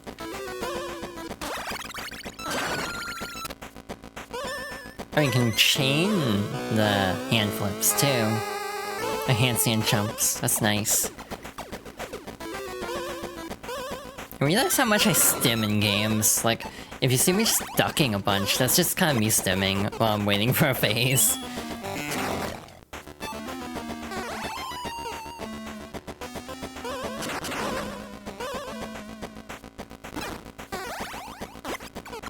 So this is the fast, like, rapid hits. Coming up here, so... Needs to be ready to dodge a lot of shit.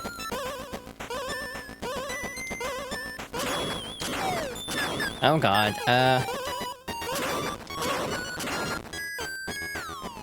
Hey, I lived.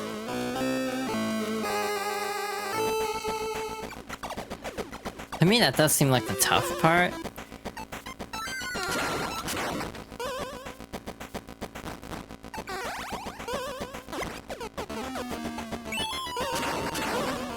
Why'd that miss? Why'd I fall?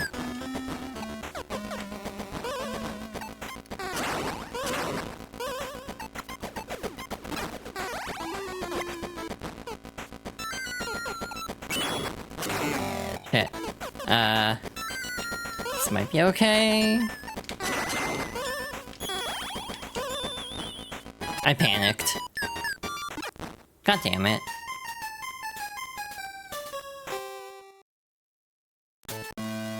I'm just playing too, like, fast. I'm trying to finish the fight, I guess, too quickly. So I'm making a lot of mistakes. Yeah, like, being able to chain those is really nice. And I wish I'd thought of that sooner. I mean, this is the final boss. If anything's gonna trip us up, it should be this. I say as I wasted, or like, lost 10 lives on an earlier stage. But yeah, I think this kind of falls into my issue with puzzle platformers in general, of like, I think puzzle platformers don't necessarily have good bosses. And this is just kind of a general problem I have, where it's like, platformers in general I think have kind of weak boss fights, specifically 2D platformers, where it's often just like very basic like 3-phase kind of ordeals in a way that just ends up being kind of rote. And also not as like exciting. And yeah, the constant focus on like set phases is definitely also a problem with platformer boss fights, where it's like, yeah, you know, Rule of 3 is a thing for a reason, because it's like, yeah, so many platformers do this. I don't know what the hell to do here. I'm gonna drop down, since the hands don't hit there. And I'll try to get back up to the upper level as soon as I can. And just handstanding in front of him. The best 2D, like, boss fights I can think of are all Metroidvanias, basically. Which makes sense, because they're more, like, combat-oriented. I'm not trusting iframes, I'm stalling out a hit there. Hey, I assume that's it? Phase 3? Or phase 4? Oh, okay, I'm down here now.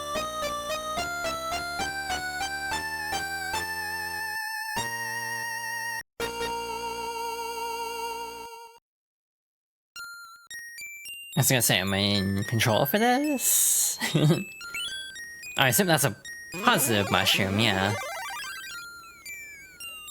Oh, he's been Small Mario this whole game. I hadn't really thought of that. Oh my god.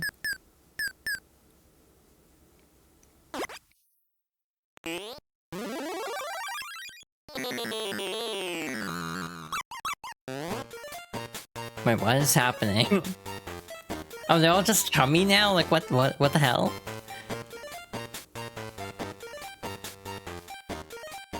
Well, that was easy.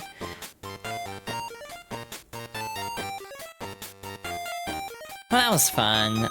Again, I give my thoughts throughout most of the game anyway, but just to kind of sum it all up and tie it with a nice little ribbon, I really enjoyed that. Again, this might be my new favorite Game Boy original game. Again, low bar, admittedly, when it's like, what, Mario Land 1 and 2, but I think I like this more than the Land games. Definitely like it more than a lot of the childhood games I grew up with. Maybe Game Boy Color too, because I didn't play too much there. Yeah, this is like legit a really good time. I'm glad it's on NSO. I waited so long for this to be on NSO, and I'm glad it was worth the wait. And I was glad to be able to go through it on stream. TK got lifted, Junior squeakoed a couple times, and now they're all friends. God, I wish it was that easy to make friends in real life. Minus the getting beat up part by a plumber.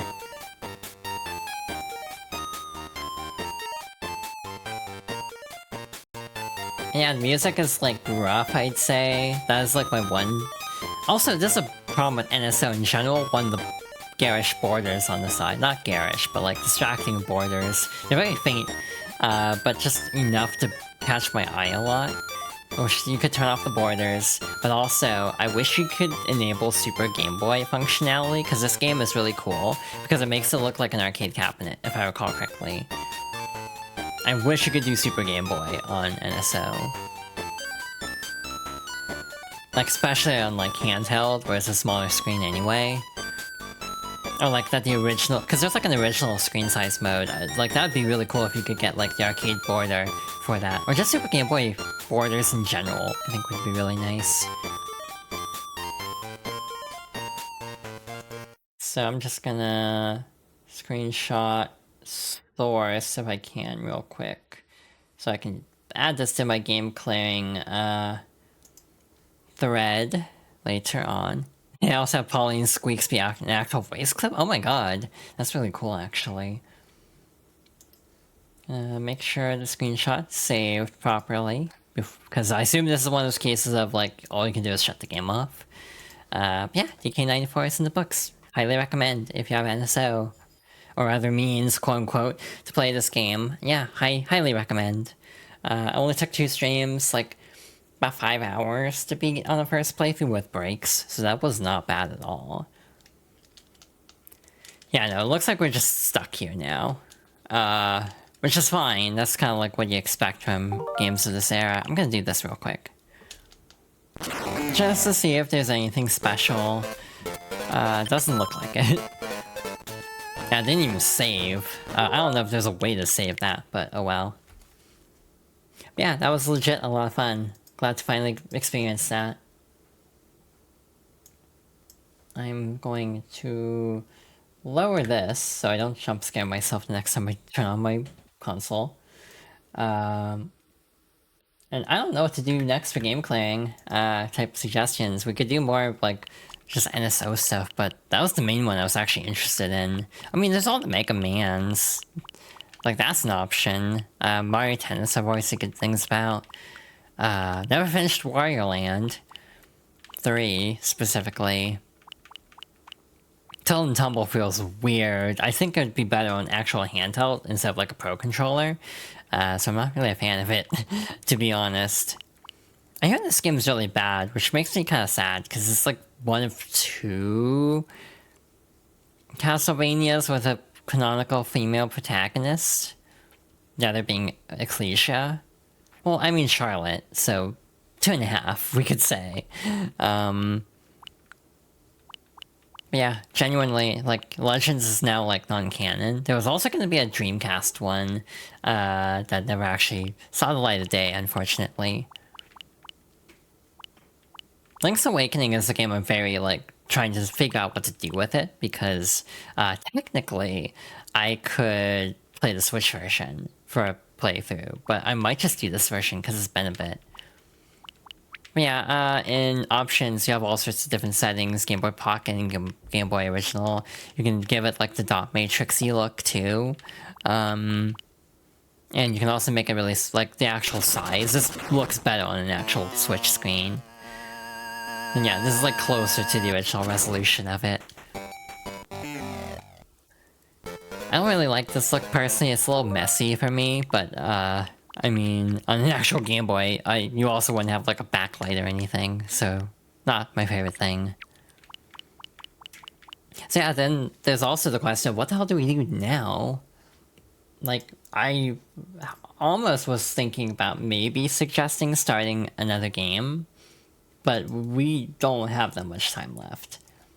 So, you know what I'm probably going to do, which is the thing that literally everyone's like, she's gonna say Strive, isn't she? Yeah, what if we just took a look at Strive real quick? So I guess I can turn this off for now. Yeah, Quest for Camelot's game is, for some reason, on here, which does give people some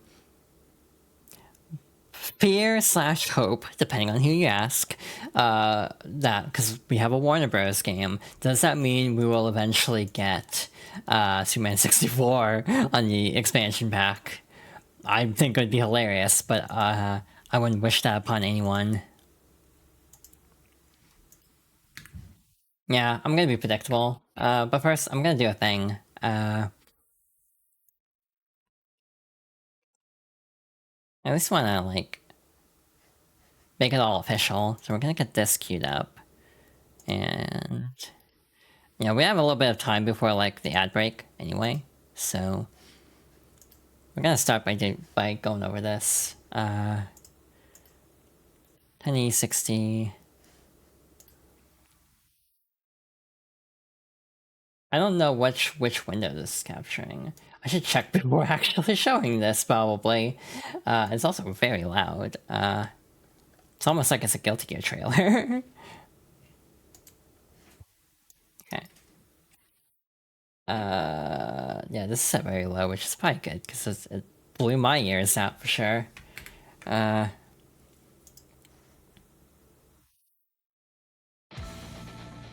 name is Phantom. Threaten this town, and I'll show no mercy. Now's your chance to surrender!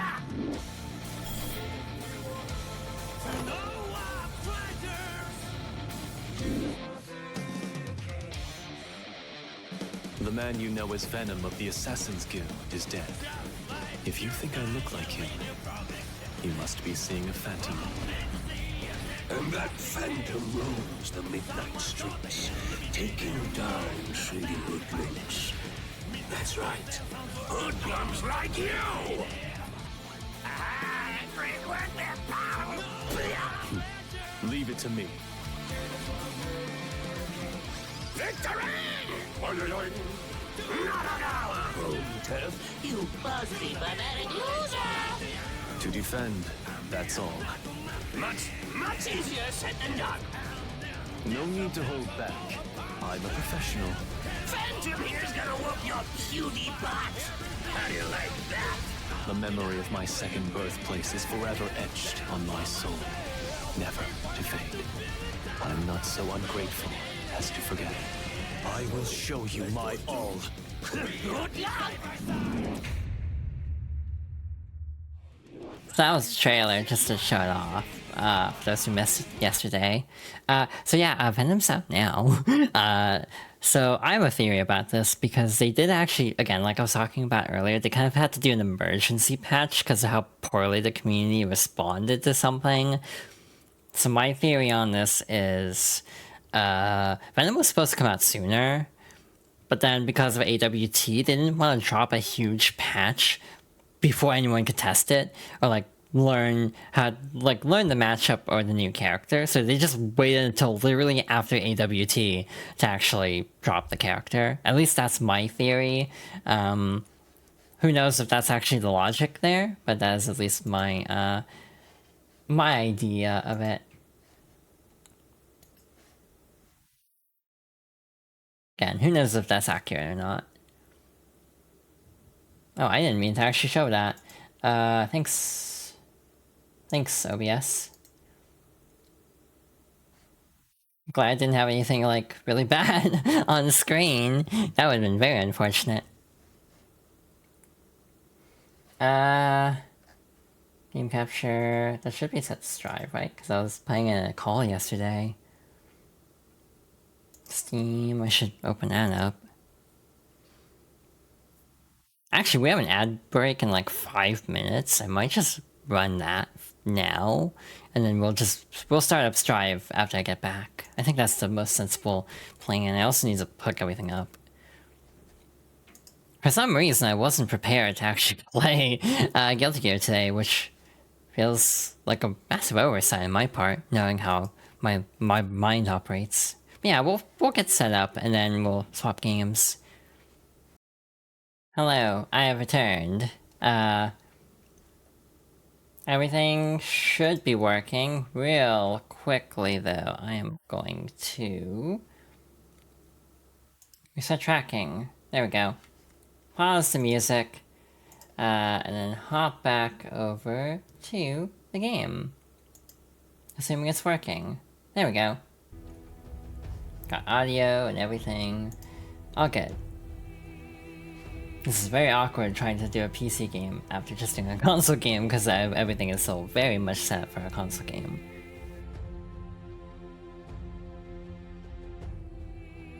Alright, this is going to be a much quicker look than with Dizzy, because admittedly, I don't know as much about Venom compared to Dizzy.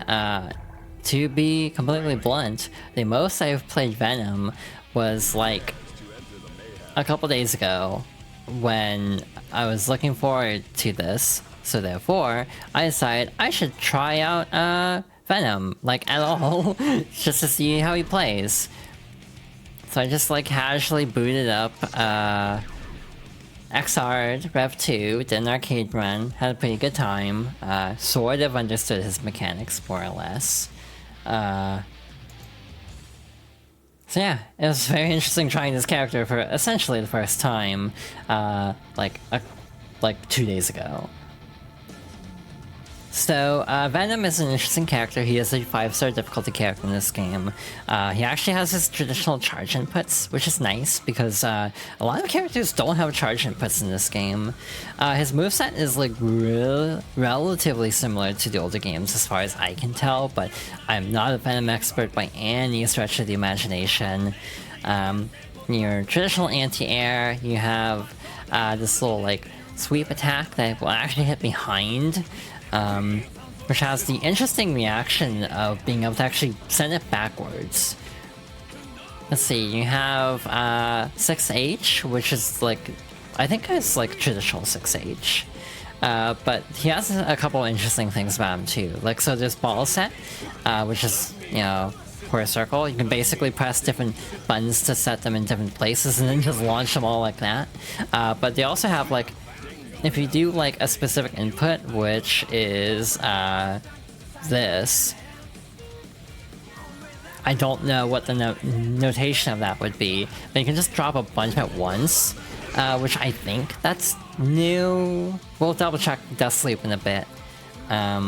You have Q5 still, but is this input now? I think that's a different input than in the old game, but we'll, again, double check. You can hold it to have slightly different properties. You can also just keep comboing with the pull balls. Stingray, again, is still charge input. Last night I was actually getting pretty okay at charge inputs, which is like a first for me. Like, I wanted to play Mei back in the day. I like how you say I'm getting better at charge inputs, and now I'm like completely botching this. So there's that. Carcass Raid, which is still another charge input, which is like down then up. This is very traditional. Let's see, there's the mid-air version, which works as you'd expect. There's this move, which I think is sort of new, Trimbaka. I say sort of new because I think this is his old grab from like Xrd, but it's basically a command grab now. For reasons we'll be seeing momentarily, but it is now the popular meme because every character has a unique ball, which is one of the favorite things about about Venom, is how each character has a different ball. Though I do wish they were actually colored like in Xrd instead of just all gold. So that is a slight bummer, but not a big deal. And then you have like, you know, quarter circle or half semicircle back, or semicircle forward, which is, I think this is like his traditional super also. I'm not gonna do it near the wall. Like, this is still his traditional like super, but you now have a finisher with Robo-Ky to deal extra damage. That really doesn't do very much. Like, oh my god. Like, this is not very effective, I feel, but you can keep comboing it as it goes off. It's like testaments in that regard, so that's what you're expected to do. You're expected to keep, you know, attacking. And then there's Navratna Run Out, which is like this. I kind of miss his old IK, I'm not gonna lie, with like the pull ball finisher. But like, god, this animation though, like, I don't know, something about it.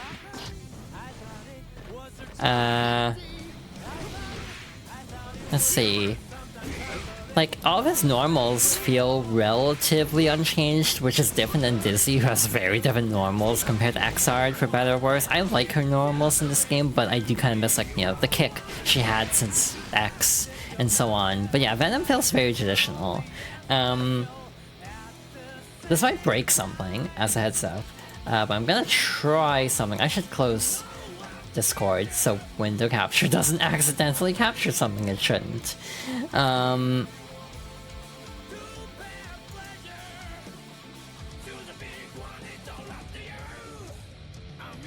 Let's see.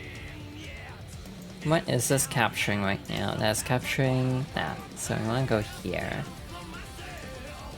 I'm gonna move this on top, like so. I had Deathloop open. So really quickly, I just want to like quickly skim through this. This is the Xrd Rev 2 page for Venom. Deathloop is a great resource, by the way. It basically covers all Arxis games.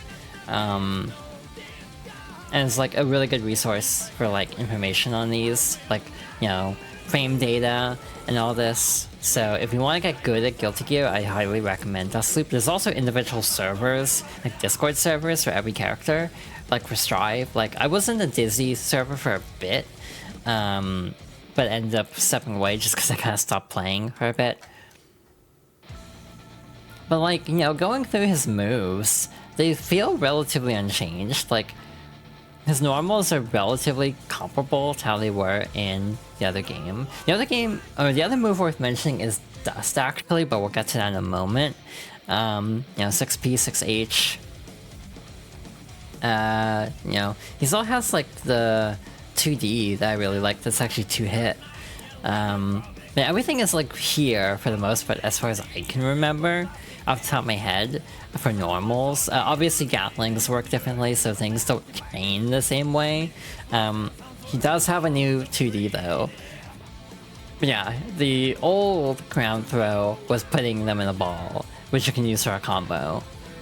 But now that's a command grab.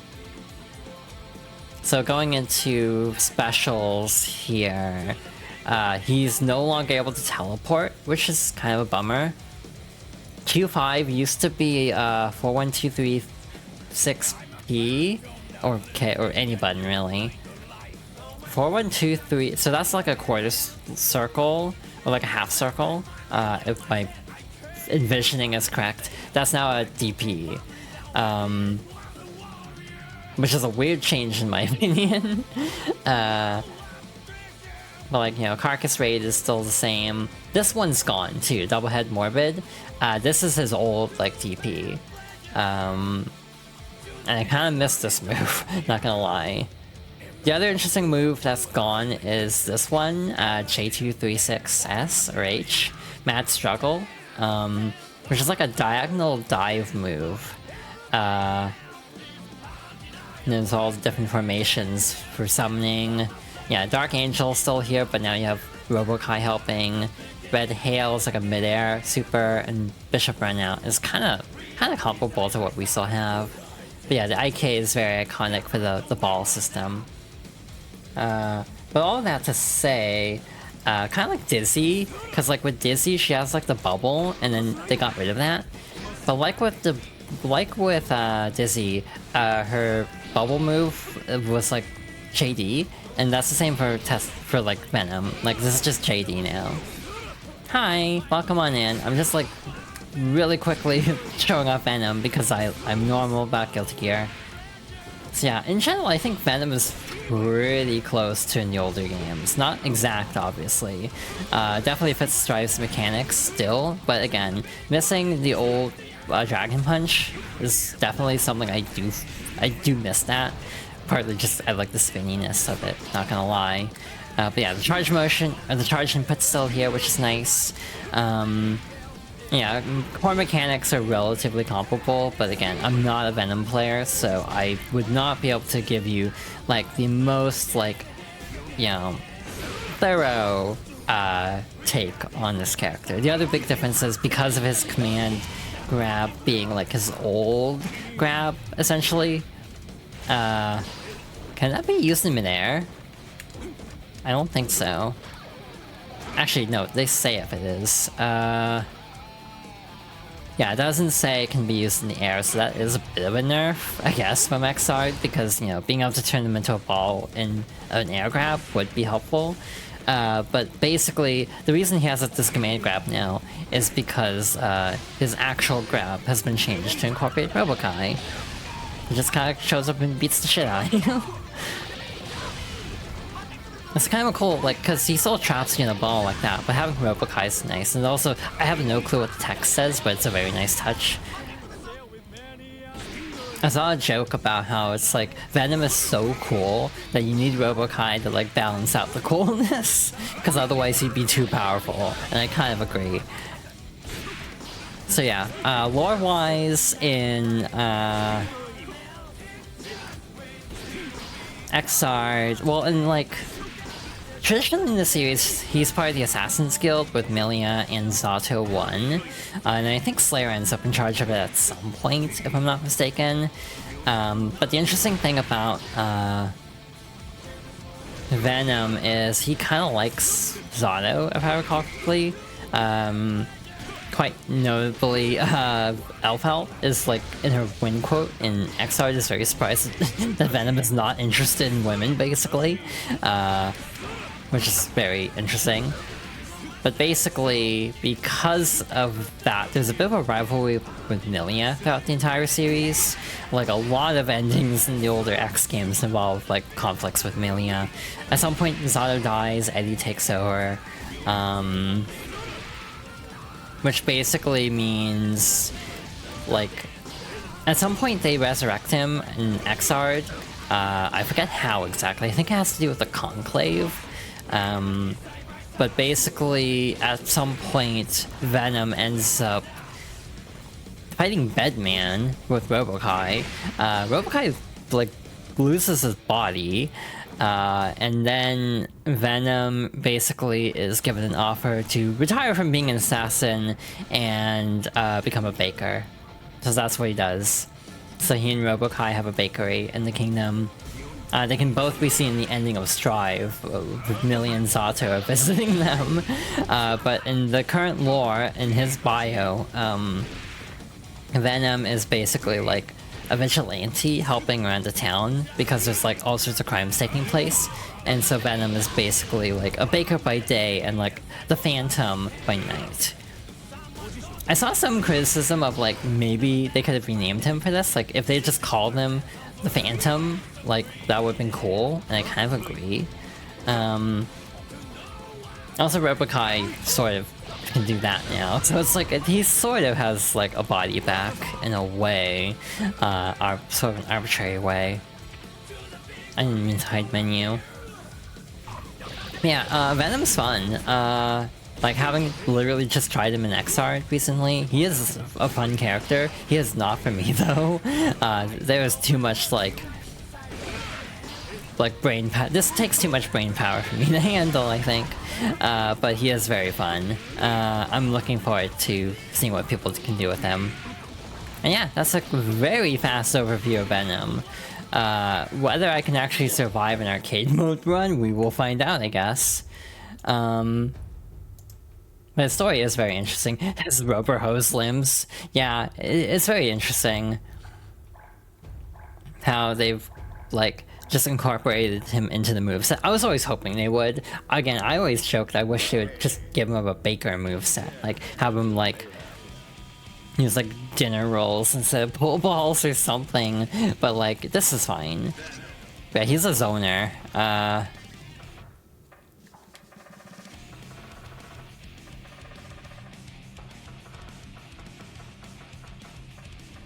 I'm just seeing who else counts as that.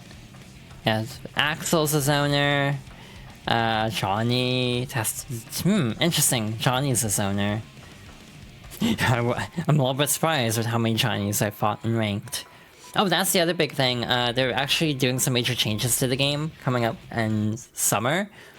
In May, they're adding in frame data.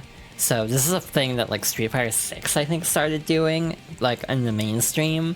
But where you can actually see the frame data of moves. It's like, why the hell wasn't that here before? Modders have put it in, at least. So that's nice. But also in summer, they're going to add a separate ranked matchmaking system. So previously you just had the tower, which is a whole thing. Basically the problem with the tower is you can kind of like skimp out on fights, because if you see someone like really high level, you can just not fight them. But like with an actual ranked like skill-based matchmaking system, it means you will actually get matched up with people of your skill level instead of just hoping that people aren't smurfing. Well, that's gonna still happen, but like, oh, this is someone from Celestial who just dropped down to floor 8 because they're on a losing streak, and you're going to get obliterated. So actually having it based on skill rather than an arbitrary like floor assignment, I think is ultimately better. I just think it's a little too late to really move the needle on this game, unfortunately. But it's nice that it's there finally. This ranked system is actually in Team of 3 already, and everyone was like, why the hell is this here, not in the actual main mode? So they are finally doing something with that. Whether the tower will still be there, I don't know. So yeah, those are the major updates. This update didn't actually buff or nerf anybody. It fixed like the weird slightly glitches with like Dizzy's ice field, which I'm a little bit bummed out about, actually. But in general, this was more of a content patch than a bug fix patch than a like balancing patch. So I'm still waiting for Dizzy to get any kind of buff, because she is not in the best shape right now, I'm gonna be honest. The game also feels really quiet right now, so I'm gonna go in and bump this up a little bit, since we will have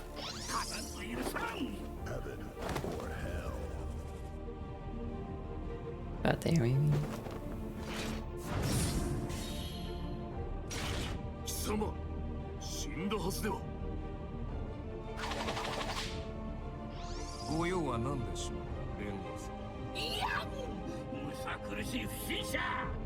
Like, I swear Windows recently broke all my audio settings. Everything is, like, not where it should be. So, Leo is, like, the main opponent in the start of, Venom's... I almost said Kai for some reason. I think it's because of Robo-Ky. Start of, Venom's story mode. I have not done an extreme mode run. I will not, because I'm not good with Venom. Like, I can pull it off with Dizzy, because I like Dizzy and play her enough in older games. I can pick her up relatively quickly. Relatively, as I continue to fumble the controls. But in general, like, Venom is a character I have no clue how to play optimally, and I don't know if I'd take the time to learn. But, like, he's so cool. Like, Venom's a character that, even though I definitely cannot play as him well at all, I love him being in the game, because he's got so much style, and, like, Guilty Gear, to me, is a game largely built around style, so... Genuinely, I think one of the most, like fancy characters. And, you know, high-level Venom play is, like, scary. Yeah, there's also this move. What's this combo into, actually? 6K? Okay, that does combo, okay. Yeah, you're not gonna get optimal gameplay from me today. Just as a heads up, if you're expecting me to actually be very show-offy, don't.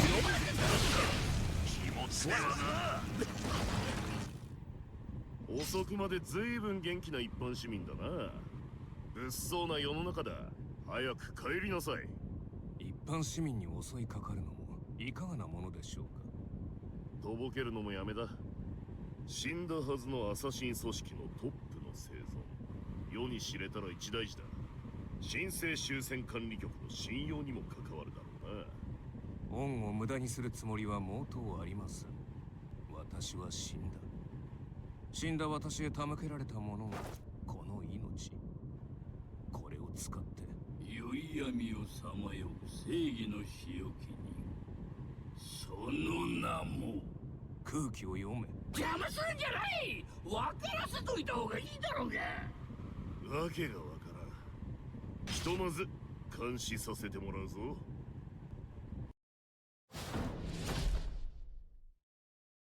So yeah, again, the way Guilty Gear Arcade Mode works is you have 3 different routes that have slightly different versions of the story, but that ultimately kind of give off the same basic core. So you can kind of glean different parts of the character's story from the different routes. If you lose a round in stage 1, you go to normal. If you win both, you go to extreme, and if you lose a round from here on out, you drop to hard.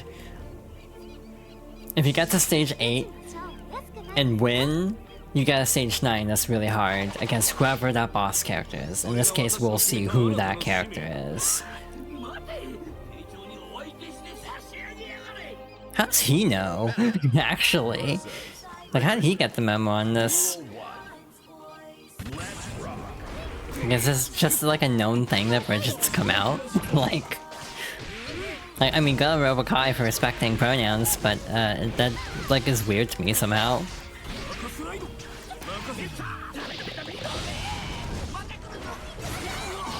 Oh yeah, I need to do like this. Like, but actually effectively. Yeah, but how do you combo that? Ow. Ouchie. Hey, I don't know how to fight Bridget. To be honest, I've played Bridget, but I don't know how to fight her. Ow. It's fine if you drop to hard mode, I'm not expecting to do extreme. Ow. People joked about that with Johnny too, it's like...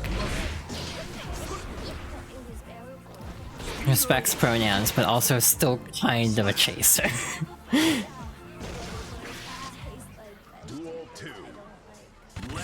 I mean, matchup with not understanding, yeah, that's me with mirrors. I cannot do mirrors. I did Carcass Raid like by total accident, I'm pretty sure. Problem is, Dizzy can't win like most matchups at the moment because she's not good. To be honest. Like, me making it to Celestial with Dizzy, I think is a testament to just me being completely not normal for this character, more than anything. Cause yeah, she's not great. Like, a lot of the higher level players have completely dropped Dizzy, cause it's like, she's not entirely viable at, like, competitive level. He's such a little goober. Affectionate.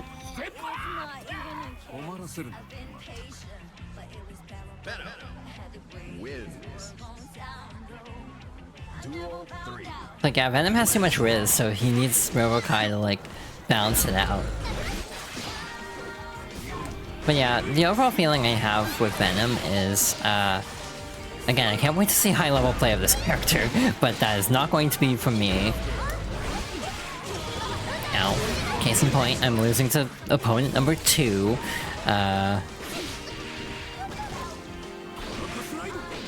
I need to do that more. Yeah, that's how you do damage as Venom, is you have to combo the pole balls.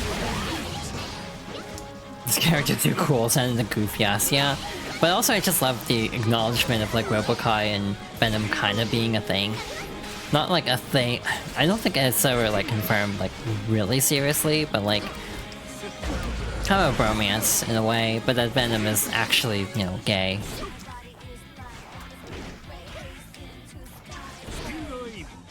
I'm just being an asshole here. That worked somehow.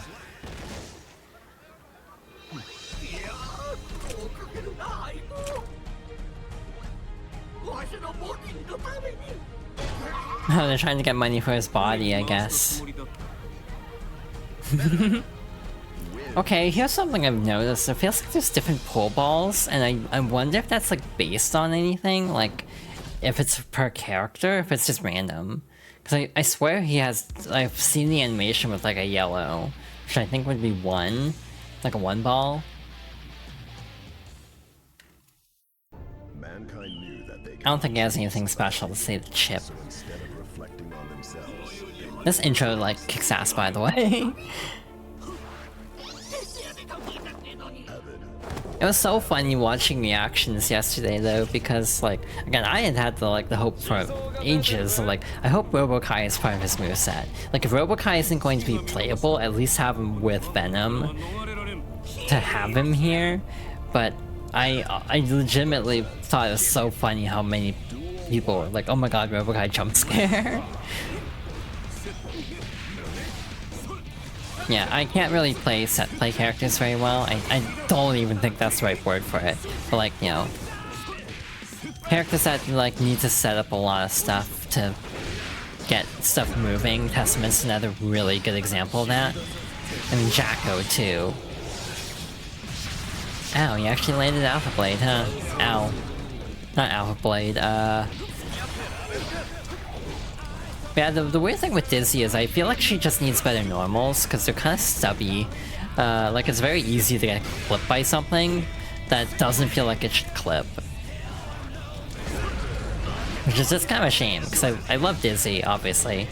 It's not like I've made my entire personality for the last year about Dizzy at this point.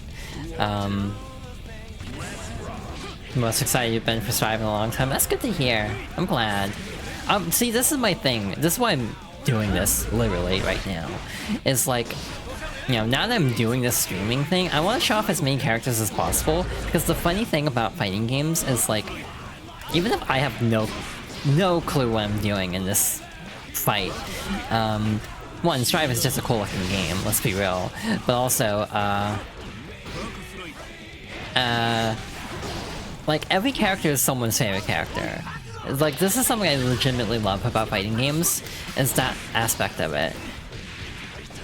Like, legit. That's like one of the coolest things. It's like, there's gonna be someone who just like tears everyone up with like Duck Hunt in Smash Bros. And it's like the coolest thing. And like, people will just like grow attached to the characters they're attached to, and it's like great to see.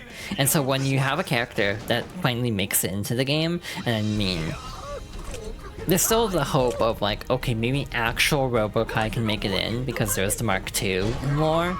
Yeah, that's a 9 ball. But like hypothetically, there could be a second Robo-Ky in the game in some capacity. Whether he'd be as much of a boy failure as the main Robo-Ky, I guess, would remain to be seen. But yeah, there are ways to have Robo-Ky as a playable character again. But even still, just having him in the game was kind of like, oh my god, Robo-Ky's here, Venom's here. Like, there was so much excitement for that. Mankind knew that they cannot change society. And like, this is how I feel about like Smash Bros. And why I think Smash Bros. Discourse is the stupidest thing sometimes, if I'm being totally honest. Because I got my character and I was super excited. I was really happy. So like,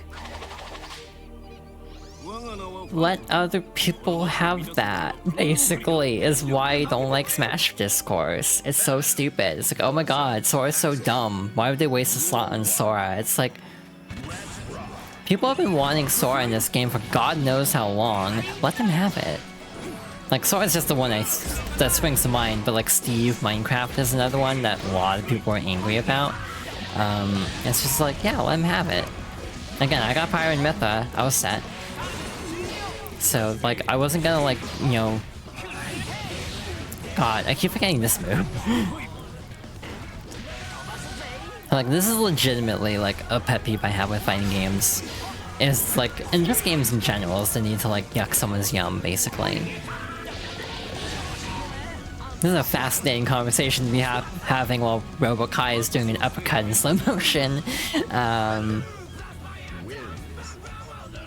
Yeah, like, Dizzy was that character for me, where it's like, you know, Dizzy being in the game at all was like, yeah.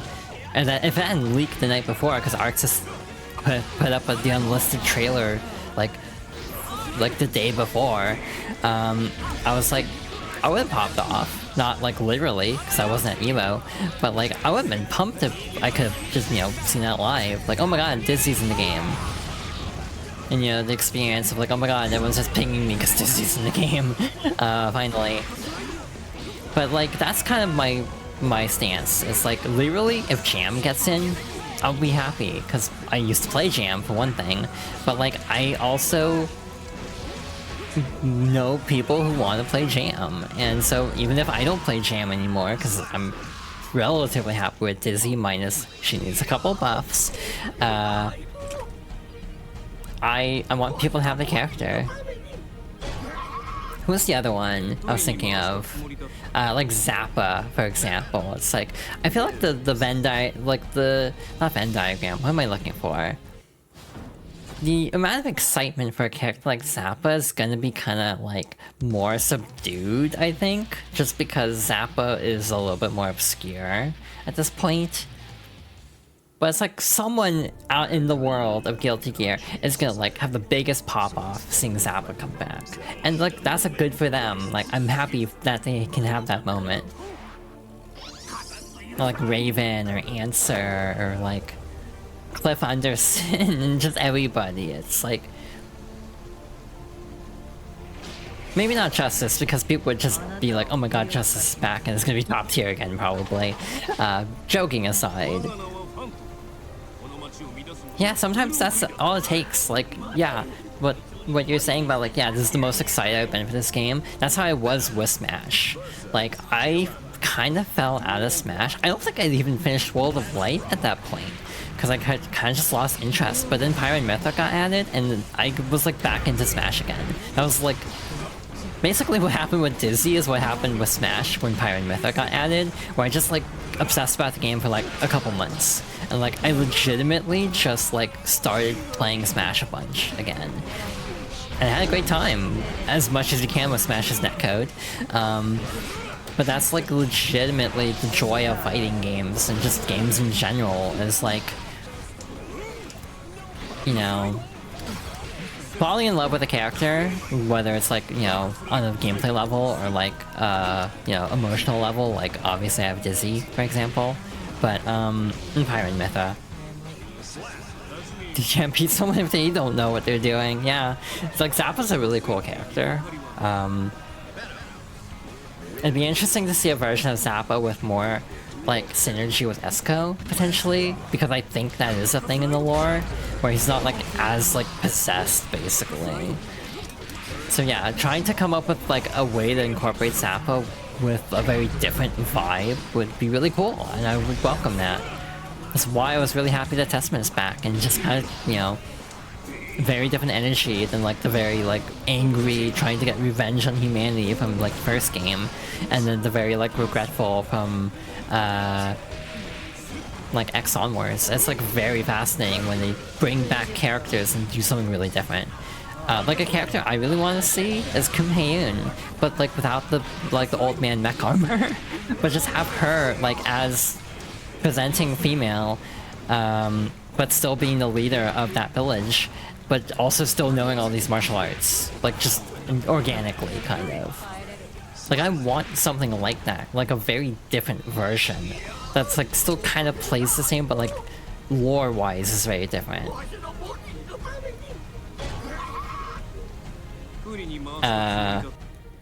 Wow, I did not expect to go on such a rant about that. Not a rant, but like a soapbox about that. I need to take a drink.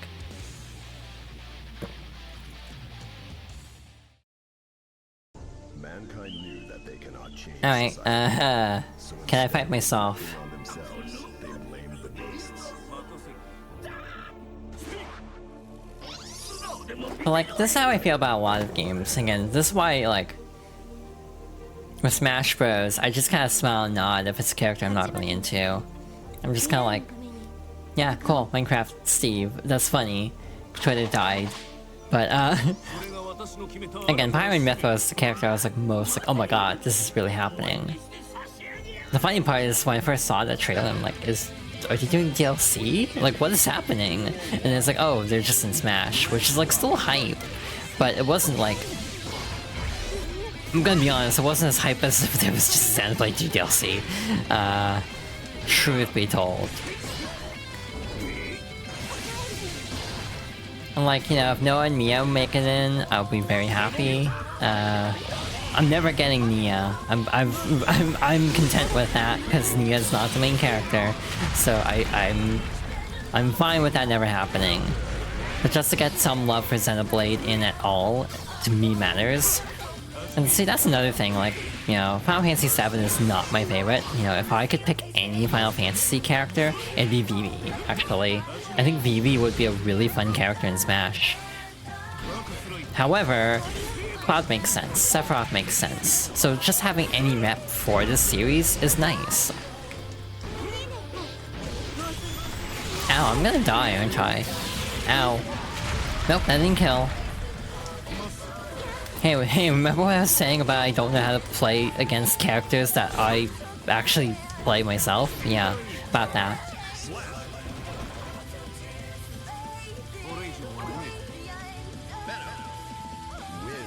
Yeah, I don't know how much that even made sense.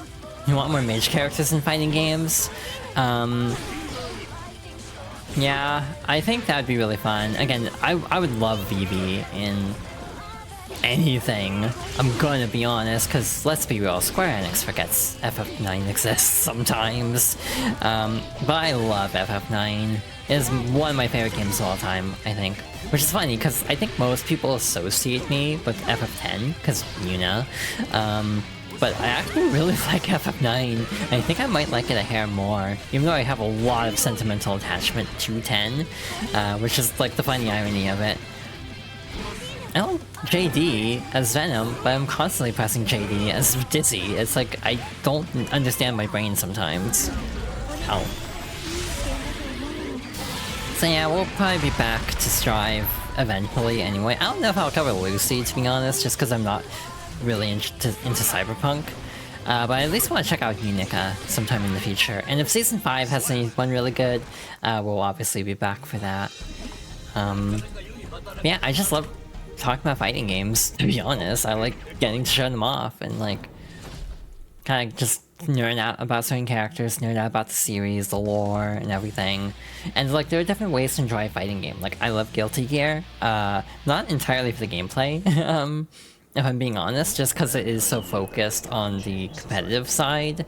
But just the lore of Guilty Gear goes so deep that, like, there's a lot to love, even if you're not, like, someone actually playing a fighting game, you can still get so much out of the story.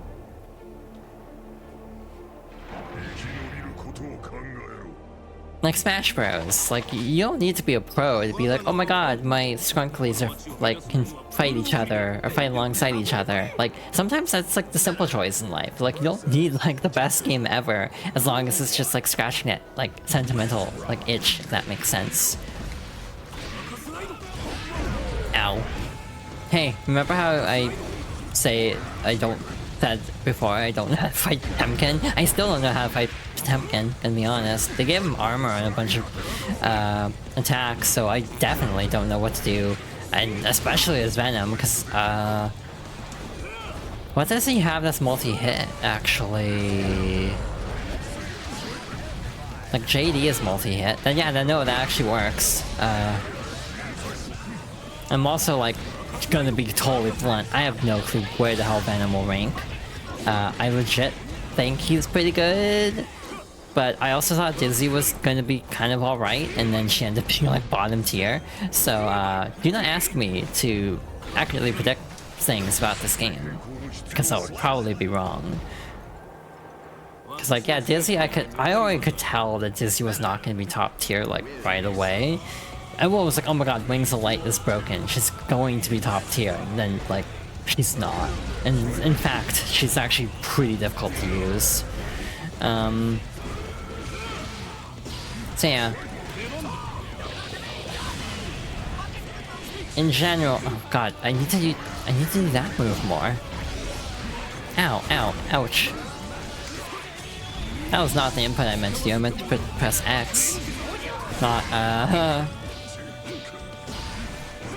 because I wanted to do this. That's not the input. Why isn't this working? There we go. Yeah, like this is one of the coolest things about Venom, is just being able to like combo that like that. I'm glad that like his kit is like relatively intact as far as I can tell. Okay, this might kill actually. Yeah, this is gonna kill, I think. Nope, barely alive. I should not have won that. I'm also playing on hard mode instead of extreme, so that also makes a difference. So, yeah, his last opponent is actually Ramlethal, which surprises me, but like, a lot of people were thinking Bedman because of the story. A lot of people were thinking like, I was thinking Milia right off the bat, but it's interesting, like these arcade runs have really been pairing characters together that are like very disparate, like not the traditional like rivalries and like team-ups. They're like very much not characters you'd instinctively expect. Like, have Ramlethal and Venom ever had any interaction before this point? I don't know if they have.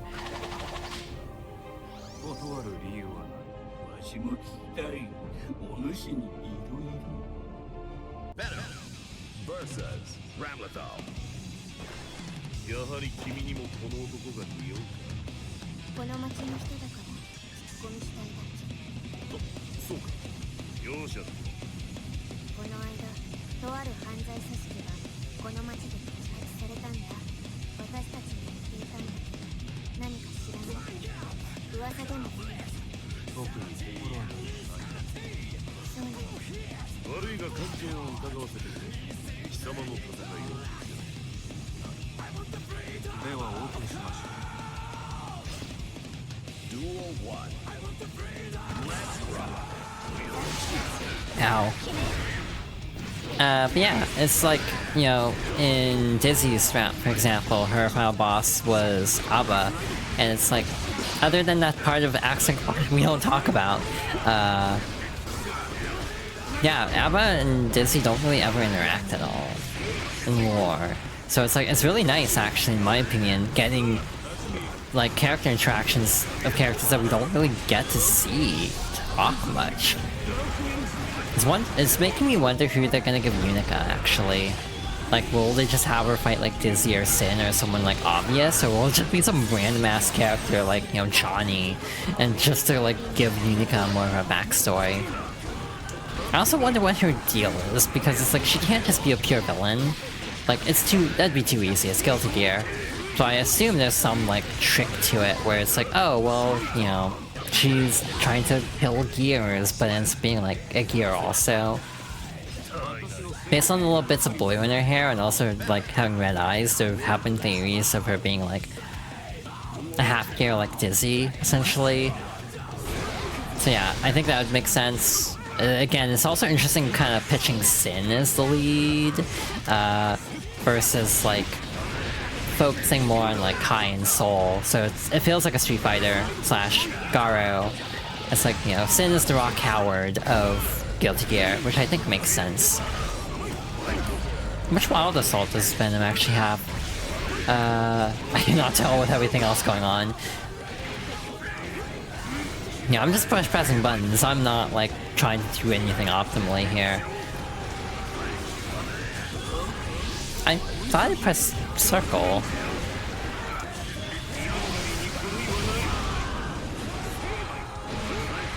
At some point, I am almost tempted to do like a joke tier list of like Venom's like pro balls.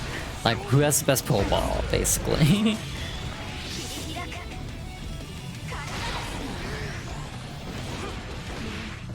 Like, it just occurred to me I could do something like that, and that could be funny, but probably not today. We're approaching 3 hours. あそこになかった。なのにあなたが彼らと戦ったような気がする。なんでだろう。先ほども言ったが覚えはない。ただこのところ無許可の露天商や不用品の放置なども増えていた。見知らぬ者たちによるものだったな。皆が困っていたから私が彼らへ話をつけていたが、もしや。なるほどな。貴様が犯罪組織を末端から弱らせていたのかもしれんな。露天商は違法な取引の窓口。不用品はそのうち爆発物にでも変わっていただろう。それらを回せなくなったことで、奴らの計画は立ち行かなくなり、窮していたところでとうとうお縄となった。推測だが。お手柄じゃねえか。本当に関連していたかは不明だ。摘発されたとはいえ、今後も警戒の必要はある。そうでしょう。ああ、まああとは専門家の領分だ。貴様はパン焼きに励んでいい。町の一人一人の目と意志が悪を封じた。私は露払いをする程度で十分でしょうね。頑張り屋さんだ。睡眠時間はとってね。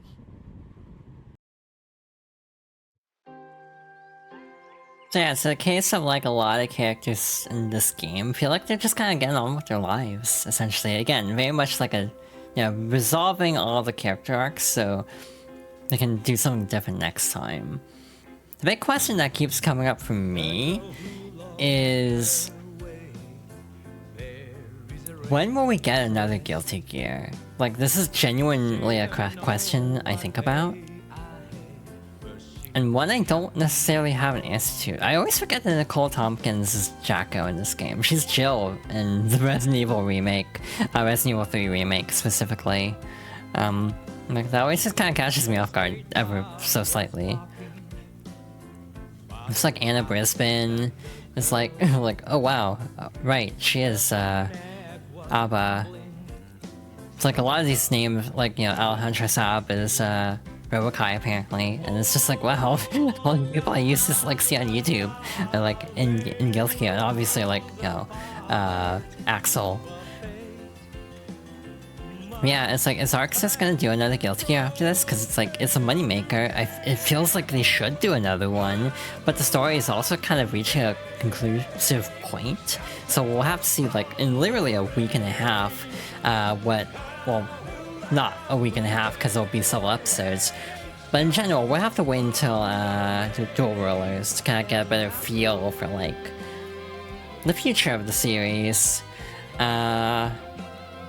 It's like, I love Guilty Gear, I hope it keeps going. I think this is a case of there is still enough passion in the development side that Guilty Gear will not be going anywhere anytime soon.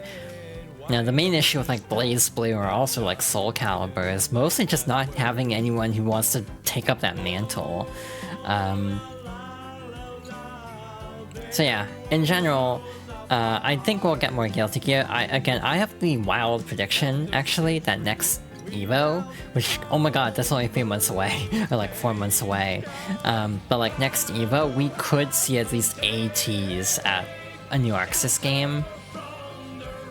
Whether that'd be like a funded game, like, you know, DBC F2 or whatever, or like they're doing the Hunter game, for example.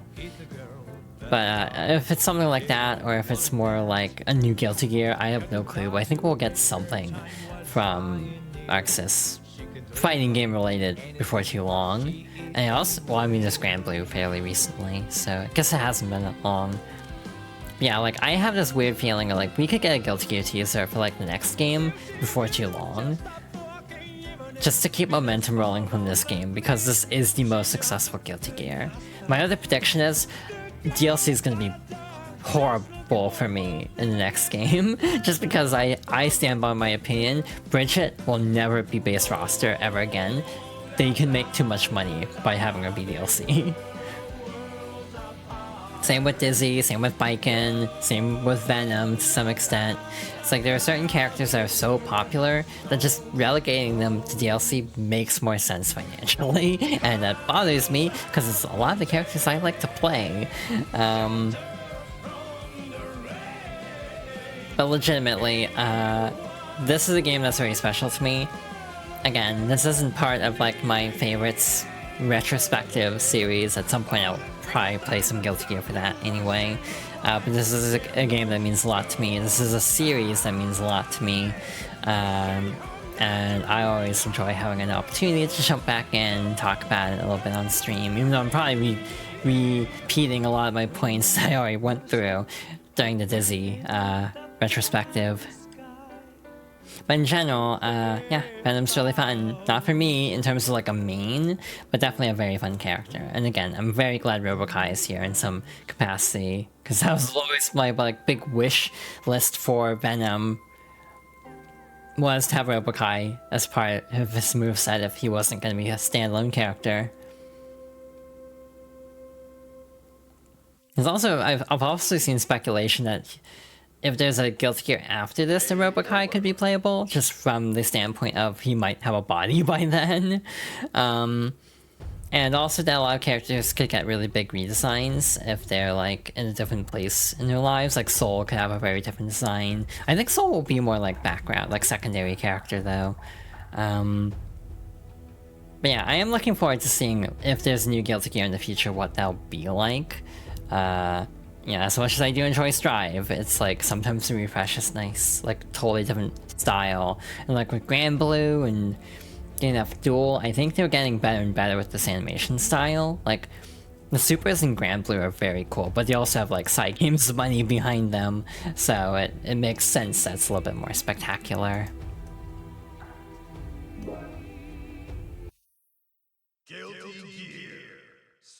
And that was another look at Guilty Gear Strive. I'm tired. Someday I'll try to play ranked again, maybe when the update drops in like June or July. I'm not feeling overly inspired to jump back into the towers, to be honest. Actually, no, I should just sit on this menu. This will loop the opening movie. I feel like this needs a new opening movie. Like, that's a problem I have with this game. It's like a really small problem. But I wish there was a new opening movie, because like Xrd got one eventually. And I feel like a cutscene that features one of the characters would be really nice. Because it's like, you still have the weird omission of, hey, look, the squirrel. But like, Dizzy's still not in the opening for like Kai. So yeah, I almost feel like we need a new opening at some point. But again, we're 5 years into this, or 4 years into this game. I don't think we're getting anything like that. This is very much an adoption of a different model than old fighting games, where it's like, oh, here's a new refresh. They can just patch it now. So yeah, they don't need to re-release a brand new version. In essence, like Street Fighter is probably going to do the same thing, where it's like, they might do like a box, like a version with everything included. That's like, you know, Street Fighter 6 Arcade Edition, but it's like, it's not gonna be like a radically different game like the old games. I don't even know how much of what I'm saying is making sense. I'm just rambling back guilty at this point. Yeah, that's my overall thoughts on everything right now. Again, I don't think I'll stick with this character. You know, he's fun, legit though. And again, the style of, like, something I think about with fighting games a lot is, I feel bad for early roster characters sometimes, like, you know, like, some of the first characters that are added, they feel kind of sauceless by the time you get to, like, the DLC. Like Dizzy, Venom, effects-wise, Asuka is really cool. You know, Testament's really cool. Like, a lot of the DLC characters are really cool. And it almost makes the base roster characters feel kind of, yeah, sauceless by comparison. We're talking about characters who still have a ton of sauce. So, yeah, and I feel that way about, like, you know, Grand Blue too, where it's like the early characters you can tell were early characters in development, and then they got a lot more, like, you know, the animation quality and everything just kind of goes up and up and up as the game keeps going. Like, I legitimately think because of, like, well, Venom just being inherently very cool, but also incorporating Robo-Ky, Venom is one of the best animated characters in the game, hands down. Like, has some of the best animation work. Discipline, aggression, patience. I just noticed his belt. I can't read the smaller inscription though. I'm sure someone will zoom in on the model. Another problem with this game is the digital figures are not up to date. So for example, they just added Dizzy for the figure mode, so Venom's not in yet, so you can't, like, zoom in on his belt. So yeah, deep breath. I definitely can get on a roll when talking about things I'm passionate about. And fighting games, specifically Guilty Gear, is definitely something I can get passionate about. I'm gonna hop over here, I think, just because, again, the opening title screen is just gonna keep looping otherwise. But hi, I'm back on the screen. It's front and center. I hope everyone had a good time today. This was very, like, productive, I'd say. Again, PK took a little bit longer than I was hoping. That's fine. But at least we still had time to go through Venom story mode. Yeah, we still just hit the regular 3-hour mark, so all in all, a very good stream, I'd say. Yeah, thanks everybody for watching. Thanks for the support as always. Next stream, I say, will probably be later this week. I say that every time. Whether it'll be or not, we'll see. But I might try to stream on Wednesday or Thursday. I think, yeah, I don't know which day would work better. In some ways, Wednesday is better, and in other ways, Thursday is better. But yeah, I would like to do 2 streams a week. Again, we have options. We can do more game clearing. We can do another childhood favorite. I have like 3 lined up for that. So we'll have to see which one we decide to go for. Ads are about to start, so I think I'll send everybody off, like, before too long. I don't know if I want to do a raid, and if so, who? And also, do we even have a raid message? I don't think we do.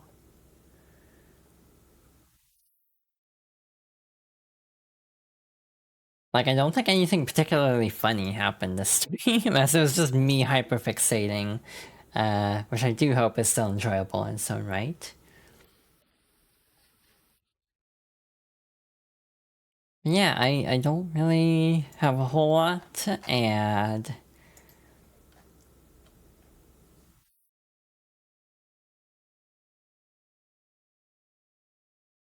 Yeah, I don't think I have a raid message. I think we'll return a raid that we got last time. Maniacal raided us last time, so I think that's who we'll raid this time.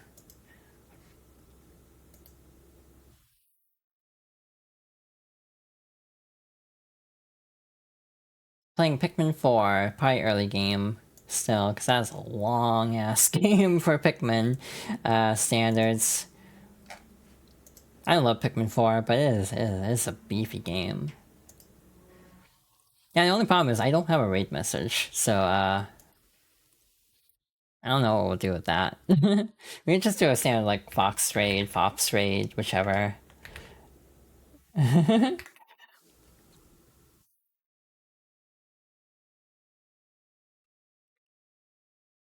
think this is what we settled on last time. For when we don't have anything like game specific to do, unfortunately. Yeah, thanks everybody for stopping by. Thanks as always. Again, hopefully we'll be back soon for more fun streams. Again, next game might be Super Mario Sunshine. I'm kind of itching to play that again. But we'll see. But until then, take care and good night.